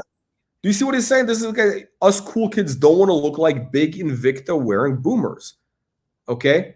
Exactly. Craig should also. The age of 48 millimeter Panerai is over. It's all over. Very true. It's all over. Schick and farts. This guy, yeah. Class. Yeah, this guy looks like a cool kid, right? Yeah. Black two-tone. Yeah. No. Yeah. Listen, let me tell you something. What you need to do is you need to just get yourself a Patek vintage dress watch, like you may have to start with like a Calatrava, like the hobnail. I'll dress you. No, Scroll up a little bit. You passed a world timer that I liked. I would actually consider getting something like that. It needs to be more casual. I need to be able to wear t-shirt and shorts and get away with it. You got to be able to pull it off for a Costco run. It's a little bit higher. Yeah. There's something. Oh, that's a fucking special limited edition. Yeah, that 5230. Oh, Bogota. Wow, that only sold for 36. What the hell for the limited edition? Yeah, but it's a Colombian Bogota. What are you, a Colombian drug dealer? I mean, No, I mean, it's actually. I mean, here's a problem. Let me tell you my issue with this watch. Tell me. The 240. fonts. This has your 240. You can't knock it for that. It's got the same movement as the Perpetual. Yeah. No, but here's the problem with the watch, right? The problem is the fonts. Look at these fonts. They're very ugly. The fonts are terrible. No, it's not. That looks great. That's classic. That's what you want. All right, you can knock my font because it's the handwritten font. I'll give you that. But this is the classic typography that you like. No, it's horrible. This typography is horrible. Okay. What else? It's not that bad. That's have you seen the JLC World Time, the limited edition? Not sure. Maybe you'd have to pull it up. I'm not sure. I'll pull it. No, but okay. But the watch they have, what is it? It was some sort of like. Oh, here we go. Okay, okay. This is the watch. But you got to admit, as a Patek collector, the World Time is like one of the quintessential complications. Nah. You drinking the Archie Kool-Aid. You drinking the Archie Kool-Aid. No, really. I'm telling you, the guy doesn't know. Kevin O'Leary said that. Kevin O'Leary. Okay, seriously, Kevin O'Leary knows nothing about watches. I mean, he really has no taste. I mean, this is a guy that wears cheap black suits. He's got these. He looks like a fucking like a discount funeral parlor worker. He's like a discount funeral parlor salesman with those fucking bad collar pins. The guy has no taste. I mean, no, seriously, Kevin O'Leary knows nothing. I mean, he's just a guy with money. I mean, he basically just buys stuff. He has no taste. All right, talk to me about that. I do like the look of this JLC. This looks insane. Talk to me about this. The problem is it's a World Time tourbillon. Right. It's a World Time tourbillon, and the tourbillon moves around the whole planet. By the way, this is a limited edition, right? This is like a $200,000 watch, right? But look at this. I mean, shit, they go through the whole thing, but they do very good work. This is a great video. Yeah, the watch is great. I mean, this blows away anything that Patek is doing. This. So this blows away. Look at that. That's the cloisonné application. You see the details? Right? Now that's a good font. That is a good font. That's the proper font. Dude, it's like the same thing. No. A subtle difference. Is a nuance. This is crazy, but this has got to be $200,000 or more. Yeah, 250, whatever, But dude, the Patek World Time is $30,000. Oh, by the way, it's your size. It's like 42 millimeter. That's an insane watch, but dude, I can't afford. That's fucking in the stratosphere, dude. That's. No, I'm just showing you. I'm just showing you what a real. Like you're knocking JLC, but they're actually. You gotta see. Here's the thing, right? Dude, I agree. No, JLC at the highest level, it's like Breguet. Yeah. They compete, but dude, they're on like the two ends of the fucking. I would say better. No. Breguet doesn't compare. I think Breguet. The thing I have about like they're making like $5,000-$10,000 watches, and it's like that's what everybody wants. They need to make more of those, and then they make these like $300,000. Like, who the fuck is buying these? Like, I don't know. You only have like 5 to 10 customers a year buying these like tourbillons at full retail. I don't know. Yeah, it's what it worth. Here's the thing. The thing. My issue with the dial. It's a little bit. It's an over. It was a novelty when it came out in the 1950s. It was a novelty, right? It was interesting, but like it just. I find the new ones like I never actually. Even the old design, I don't think is that like. Oh my God, like oh my God, this is. I mean, I appreciate it for whatever, but like, it doesn't. It really like this watch. It is JLC. this is a special watch 100%. for world time.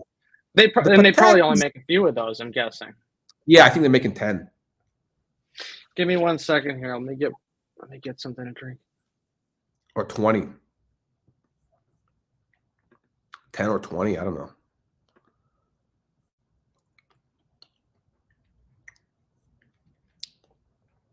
This guy doesn't know how to run a production. We got to keep the punters entertained. I mean, you can't leave a black screen. I mean, what is that? This is, unbelievable. Anyway, what do you guys think of the JLC? What do the punters think of the JLC? Leave your comments below. And by the way, guys, make sure you're getting a free weekly newsletter. Click the link in the video description below. We got a this week, what do we have coming out? We did an article. We have a big thing about dual time watches that came out yesterday. We're going to be doing a thing about quorum, the coin watch, the president watch. We got prices, all some exciting stuff in there. Hey, what can you lose? It's absolutely free. There it is. There he is. All right. So I was just talking about the newsletter. You got to get that weekly newsletter for all the. Bro, nobody opens emails. What is that? Newsletter. What? Newsletter. Who's opening? It's people have like spam filters for that shit now. Why? What plan are you on? I'm just telling you. Do it here. Do the newsletter here. Do it live. People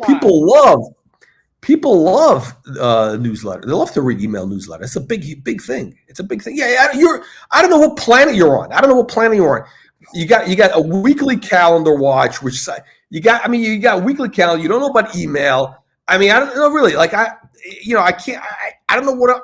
Look, I don't know what I'm dealing with. Like it's like you're like completely. You're tomato can. Yeah, you're like a tomato can. I mean, it's like, listen, people in LA, they're in a different mindset. It's like, were you born in LA? You're an LA native. Winners. Yes, I'm one of the few. Yeah. So look, in LA, it's like a different, the mindset is very, they're all out. They're all, I don't know what the fuck they're coming. They're going. Yeah. Get it out. No, I mean, I don't know. We don't know if they're coming. I don't know what's up. People in LA is just, yeah, it's crazy. But yeah, hang on a second. So what is this? Emails too challenging for cat. Too challenging. Only no, I'm too just challenging. saying newsletters. Like I'm not getting my news from a fucking email. Oh, this is very exclusive. Look, this is very exclusive. We're talking about. Listen, it's not for you. I'm not here to sell you. I'm not here to sell you. You don't want to. I'm not here, you don't need to buy it. I'll take a look. It's not for you. Anyway, I thought you said for free. What's going on here? We're flip. Hold on. We're talking about world time. Let's go back to world time. So basically, you were saying world time. Yes. Look, the problem is, no, seriously, and I'm telling you this in reality. You've been drinking the Archie Kool-Aid, right? You've been drinking the Archie Ladyboy juice and shower, and he has no. The guy is. Listen, he really has no taste. This is a guy that had at one point 5 Calatravas. Who buys 5 Calatravas? I mean, they're all. Remember that point? And he denies it. I mean, they were all like, one had a date, one was a yellow. I mean, who the fuck buys 5? We're talking about modern Calatravas. He's a connoisseur. I mean, they're worthless. And then he buys the world time because he wants to be. He's an international travel. The guy for 99. I mean, all he needs to know is the time in Bangkok. That's the only place he goes, right? Bangkok or whatever, bangers, honkers, whatever. I mean, he's not you going. Gotta love him. He knows. He acts like he doesn't know these things, but he's forgotten more about watches than most people know. He actually does know a thing or two. No, he's lost some of the enthusiasm. I love him though. No, listen. A lot of people know. Look, it's not. A lot of people know about it. The thing about watches. It's not difficult to build a knowledge of a lot of stuff. It's really not. Like you had that kid, was it the Pillsbury Doughboy? The Pillsbury Doughboy with a Taliban beard. Marco, the little Marco, whatever. Bobby Google, I think they called him. But so that guy was like, what is he, like 20 years old? He knows a lot about he Googles stuff quickly while he's in a live stream. That was the Archie thing that but it's very easy. It's very easy to, You're talking because Marco? there's a lot of information online. You can get a lot of information. You can know, but what you cannot know, and this is Archie's weakness, and this is the weakness for a lot of people, is they really don't understand where the trend is going. They don't know where the trend is moving, because to know that you have to understand. And you have to understand, kind of like, I don't want to use the word fashion, but these art watches, all these things it's a fashion, right? You have to kind of know where the trends were, where they're going, because you really have. And he doesn't understand that. Very few people understand that. I'm one of those few people that actually does know that. I don't know. I mean, you tell me about reference numbers. I think Archie is more of he's an opportunist. Like, he only buys from a few dealers.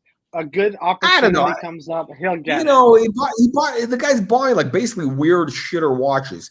He's got he got 3 chronographs, like tomato can watches. World time is not shit. You got to give him credit. The world time is not shit. No, it's the a world good time. watch. Okay.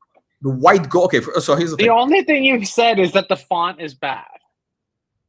The font, I don't like the font. The watch is just like that's it. The case. Everything about the case. No, there's nothing wrong with the case. There's nothing wrong with the case. I think the hands are kind of interesting. For 30 grand, that's great buying in the Patek market. You gotta admit. That's the thing. When you're looking at the price point that it sits right, but why? Okay, but here's the way I look at it is this, right? Okay. Would you rather have a day date or a world time? Same price point. Day date 40, modern 40. No, I'm not. You're comparing. You're making the wrong comparison. You're making the wrong comparison. So I'm just looking at what people look when they look to spend 30 to 40,000 in watches. That's your mistake. See, that's your mistake. No, but that's your mistake. You're basically saying I'm going to spend 30 grand on Patek, whatever. No, there's so many choices. There's a million choices. So look, why do you have to spend? You can't afford all these choices. Grand? Because if you can't afford 150, maybe you can't afford 200,000. No. Why can't you spend 20? Why do you have to spend 30? Why don't you buy a travel time for 20? A travel time, Patek travel time. Which one? Which travel time? For 20 grand? The one I have one, the same one. Yeah, the 50. What is it? The 50.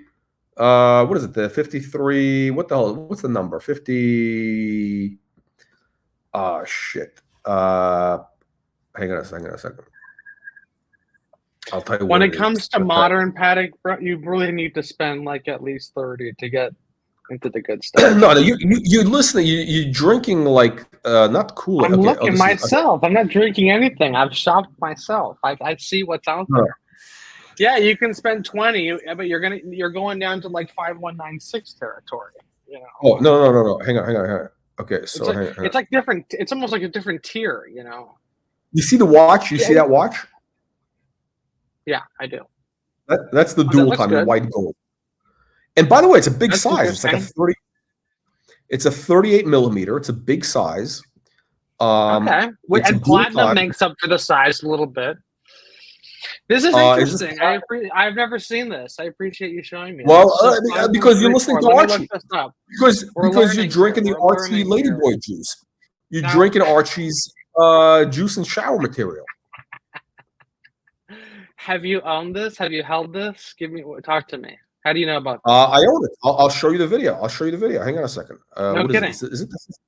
Yeah, I got it. Hang on. Open case back? Yeah, hang on. I'll show you the video. I like the classic Dauphine hands. So the subdial at 12 o'clock, that's your dual time?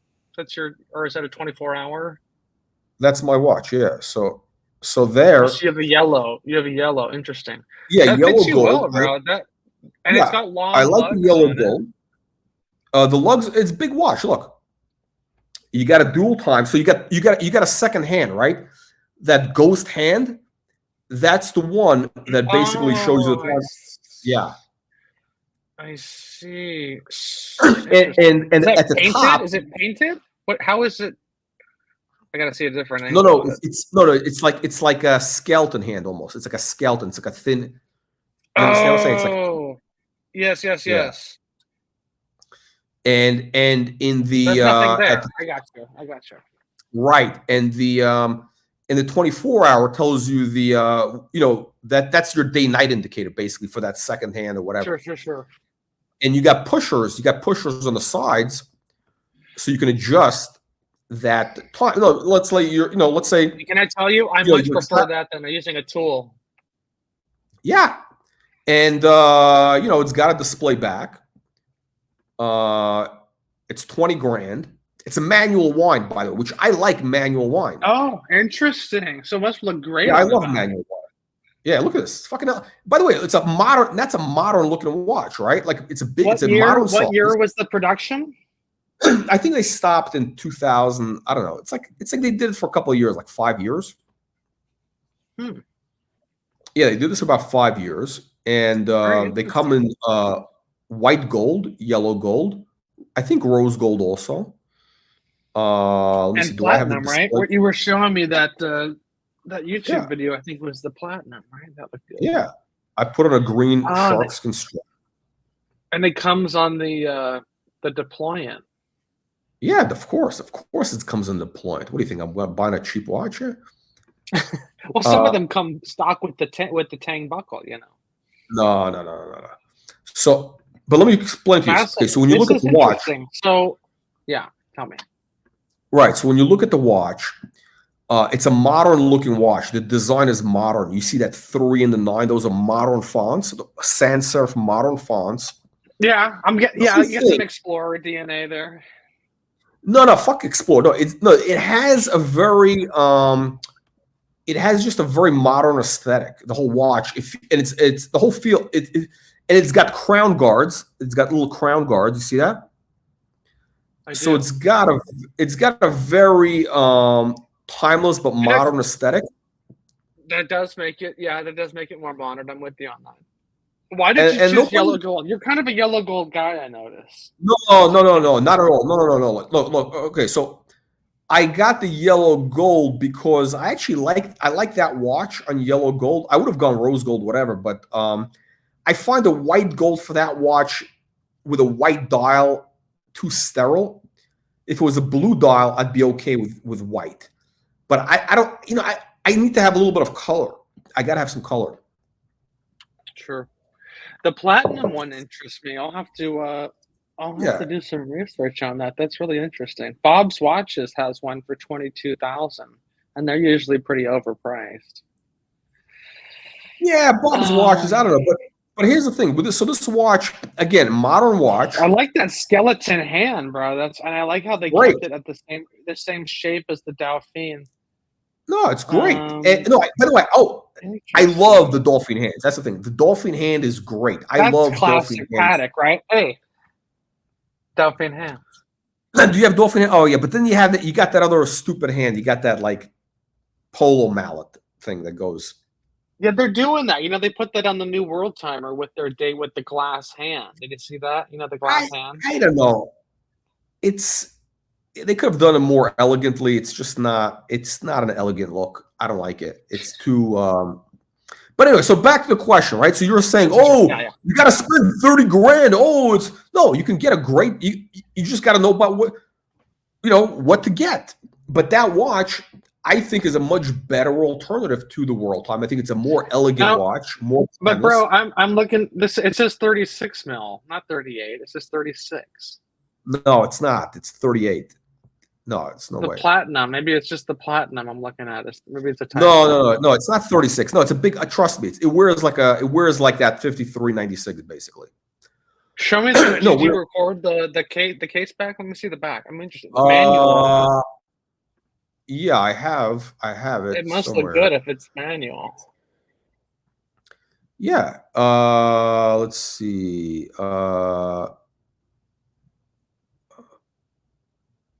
Interesting. Let me see. I may have it.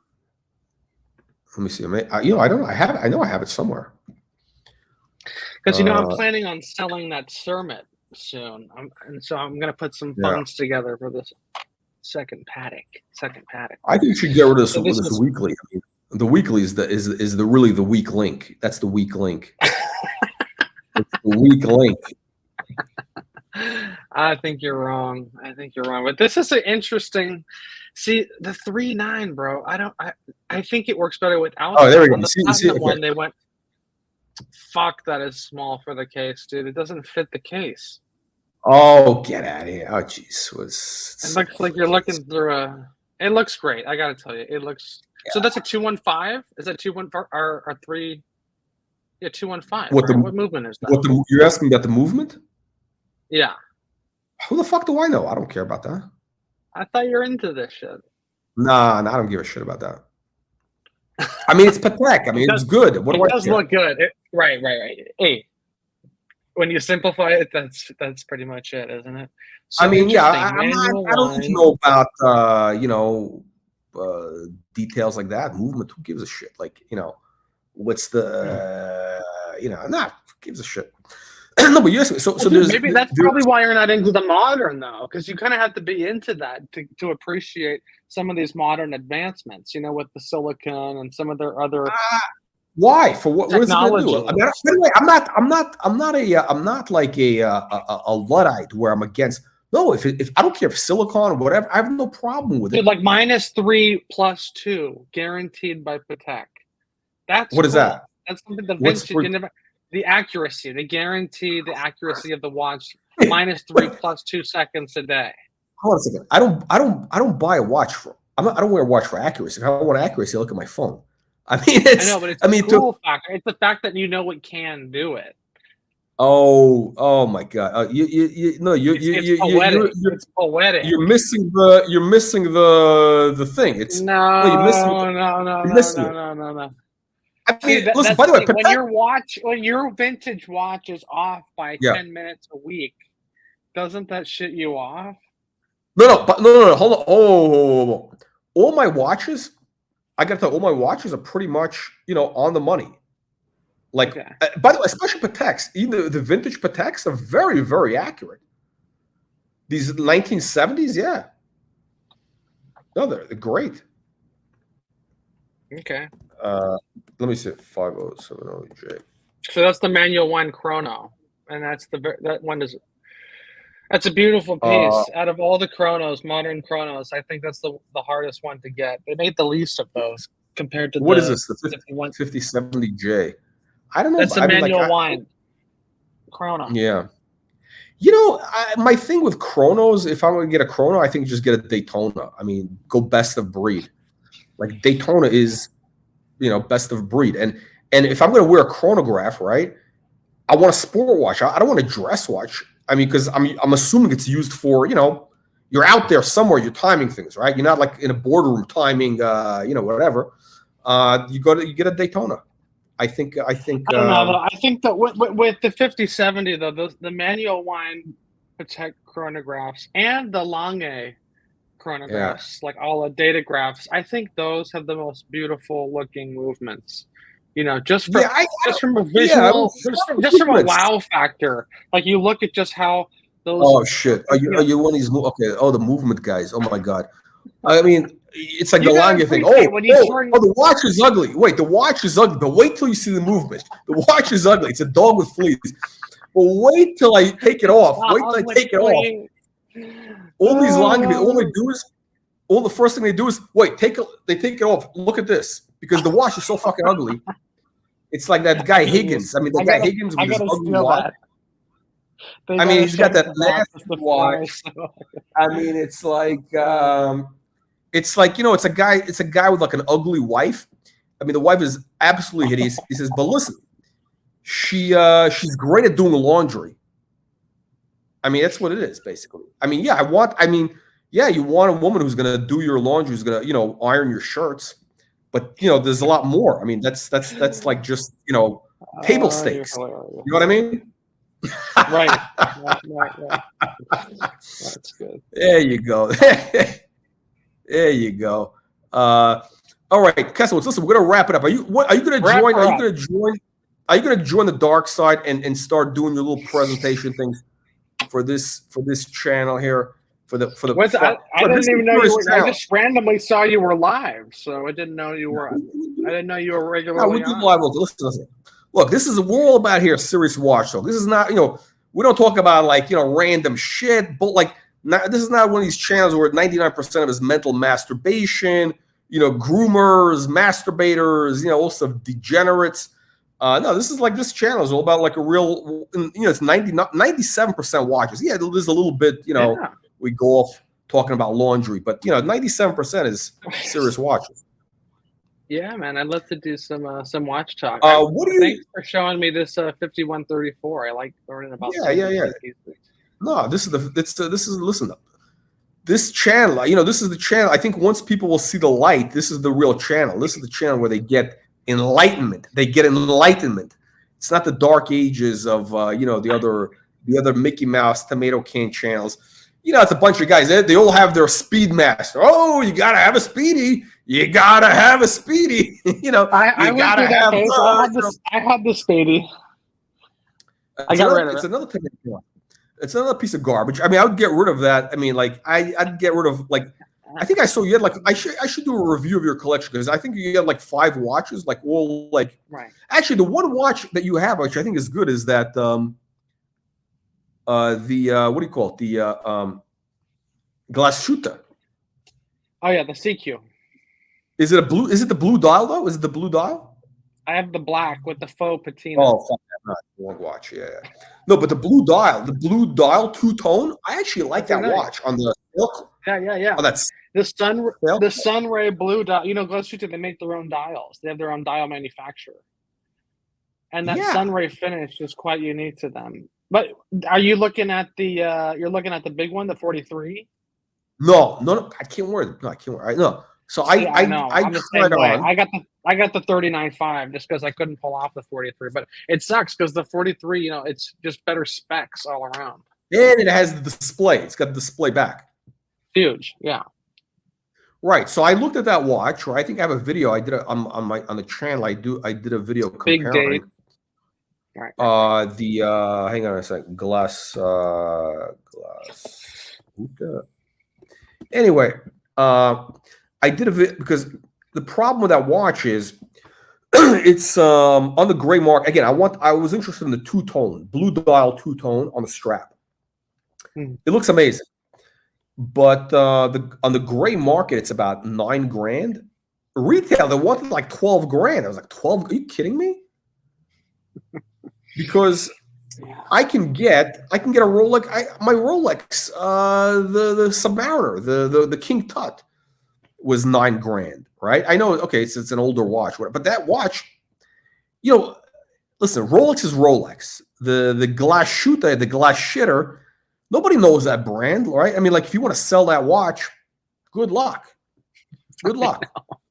And Rolex is it's reliable. You're never going to go wrong with Rolex. The problem with it is, it's a victim of its own success. Like every crayon eater has the Rolex Submariner. It's the thing, man. It's a victim. That's why I want to get rid of some Rolex. I just don't like what it says about you. When you're wearing it. I like the watch. I like it. I like when I'm wearing it, and I'm like, that's dope. But when I go anywhere wearing it, I notice it when I see other people wearing it. Like that's right. They're all losers. Wearing a Panda, and I just go. I never even met the guy, but I'm just sorry. Yeah, he's got the cargo shorts, the flip flops, with the dirty feet, the tattoos, like JJ, basically JJ. I mean, JJ is cool. JJ is cool. He's nice. JJ, I like him. I like it because who the fuck wears a baseball cap indoors? I mean, what the fuck is that all about? Why would a grown man wear a baseball cap? For what? Dude, on a film set, I'd say more than half the guys are wearing hats indoors. Indoors. It hides the balding. You see the balders. Come on, this gives a shit. Anyway, no. Listen, the problem is, the Submariner. You see all the wrong people wearing that watch, or in fact, every Rolex, pretty much, except for the Yachtmaster. No, the Yachtmaster. Right there, dude. If you have that bracelet on, you're in the fucking group, dude. That's how I see it. I mean, the only time you can wear a Rolex and not try to be a part of the whole is like a Cellini or the new 1908. Then it's like, all right, not that I would wear that, but Garbage. then at It was least you're garbage. Yeah. differentiating yourself from all the sports Yeah, yeah, models and yeah. No. It's no. No. The Rolex thing it's a victim of its own success. Again, I I think it's like the gone away, blushing. dude. I think it's all gone bye-bye. I think this new factory, even I was at an AD and they're like, "Oh yeah, we're expanding. We're opening a new location." I'm just thinking like these are going to be so widely available. It's a sinking ship, dude. I don't think it's going to be as popular as it They is were right now. always widely available. There was just less. I mean, what it would call The per last capita, 5 whatever. years, last 6 years, yeah. No, but they were always Rolex was always a mass-produced thing, very high, very good, very. I mean, it was a very smart company. I mean, it's really, but it's like a Louis Vuitton bag, right? A lot of women wear the Louis Vuitton, and it looks cool, right, with the logos, whatever. I think it looks great, right? Like, but it's a mass-produced good, right? It's a mass-produced good. It's I don't know. It's one of those things. It's anyway. But let's do a recap of your collection. You could pull up your little slide. But how do you make that slide? By the way, what do you use to make that slide? Canva, a website called Canva. It's very simple. Oh, You can create different templates. It's free. You can yeah, I just have start to with a blank and just drag and drop. Just go Google Images and drag and drop the shit over, and you can Oh, crop I it. didn't think about that. I didn't think about that. Yeah, I yeah, didn't know yeah, that. yeah. Okay. So Yeah, that's about look, Rolex. Here's the thing. No, Rolex is basically like, it is. I think men generally do not make, they don't make fashion, wild, they don't, very conservative. Most guys, very conservative. They all wear, the blue shirt, beige pants, they're very conservative. The baseball cap, they all wear it's a fucking uniform. Any industry you go to, the men will dress the same. Like, in finance, you got the bros now they will wear the fucking vest, the fleece vest with the dress shirt, no talk. Like, it's with the fucking same shoes. In LA, they all wear the stupid it's always like what is it? Some logo. There's got to be some stupid logo thing with it's something. What is it, like one of these but it's not too. Every industry, but they all look like they're from they're all part of the same group. And I think that's the problem with the Rolex. That's what that's one of my watches. I like different stuff. I don't want to I just don't want to be a sheep. I don't want to be part of the sheeple. You know what I mean? It's like that's my philosophy. I'm with you on that. I Yeah. like that. I like that philosophy. But anyway, look. All right, young man, I'm going to let you go. We're gonna say good night to the punters. You got your homework, right? You get the travel time. That watch, 20 grand, full set. You can get right now. And get We'll rid look of for it. I'll do some shopping. I'll have to find it and see it in person. But. Yeah, get rid of the weekly, get rid of the Kermit, whatever. And what else do you have? You have the Speedmaster is garbage. Also. I already dumped Garbage. that. I had that a long time. Explorer 139, and I got the Batman. I think the that was my first watch from the AD. Yeah. That's my first. I thought there's a sentimental connection with that one. Okay. That's a good one. It's a good one. You know what? The GMT is way better than the sub. You got to give you that. Yeah, I think the GMT on the you're just talking about being you don't want to fall in with the sheep. Yeah, you're already like that with the Rolex, but at least the GMT is a little. I don't know. No, it's different. But it's a different function. It's a different function. It doesn't have a timing function, right? So it's like. Also, I don't like the blue and the black. I find that I don't like that combination. Blue and black is like, dude, that's weird. The whole essence, though, of the GMT, though, to show you night and day, black and blue. Yeah. No, okay. So red and blue. No, red and blue. I think is indicator. Better.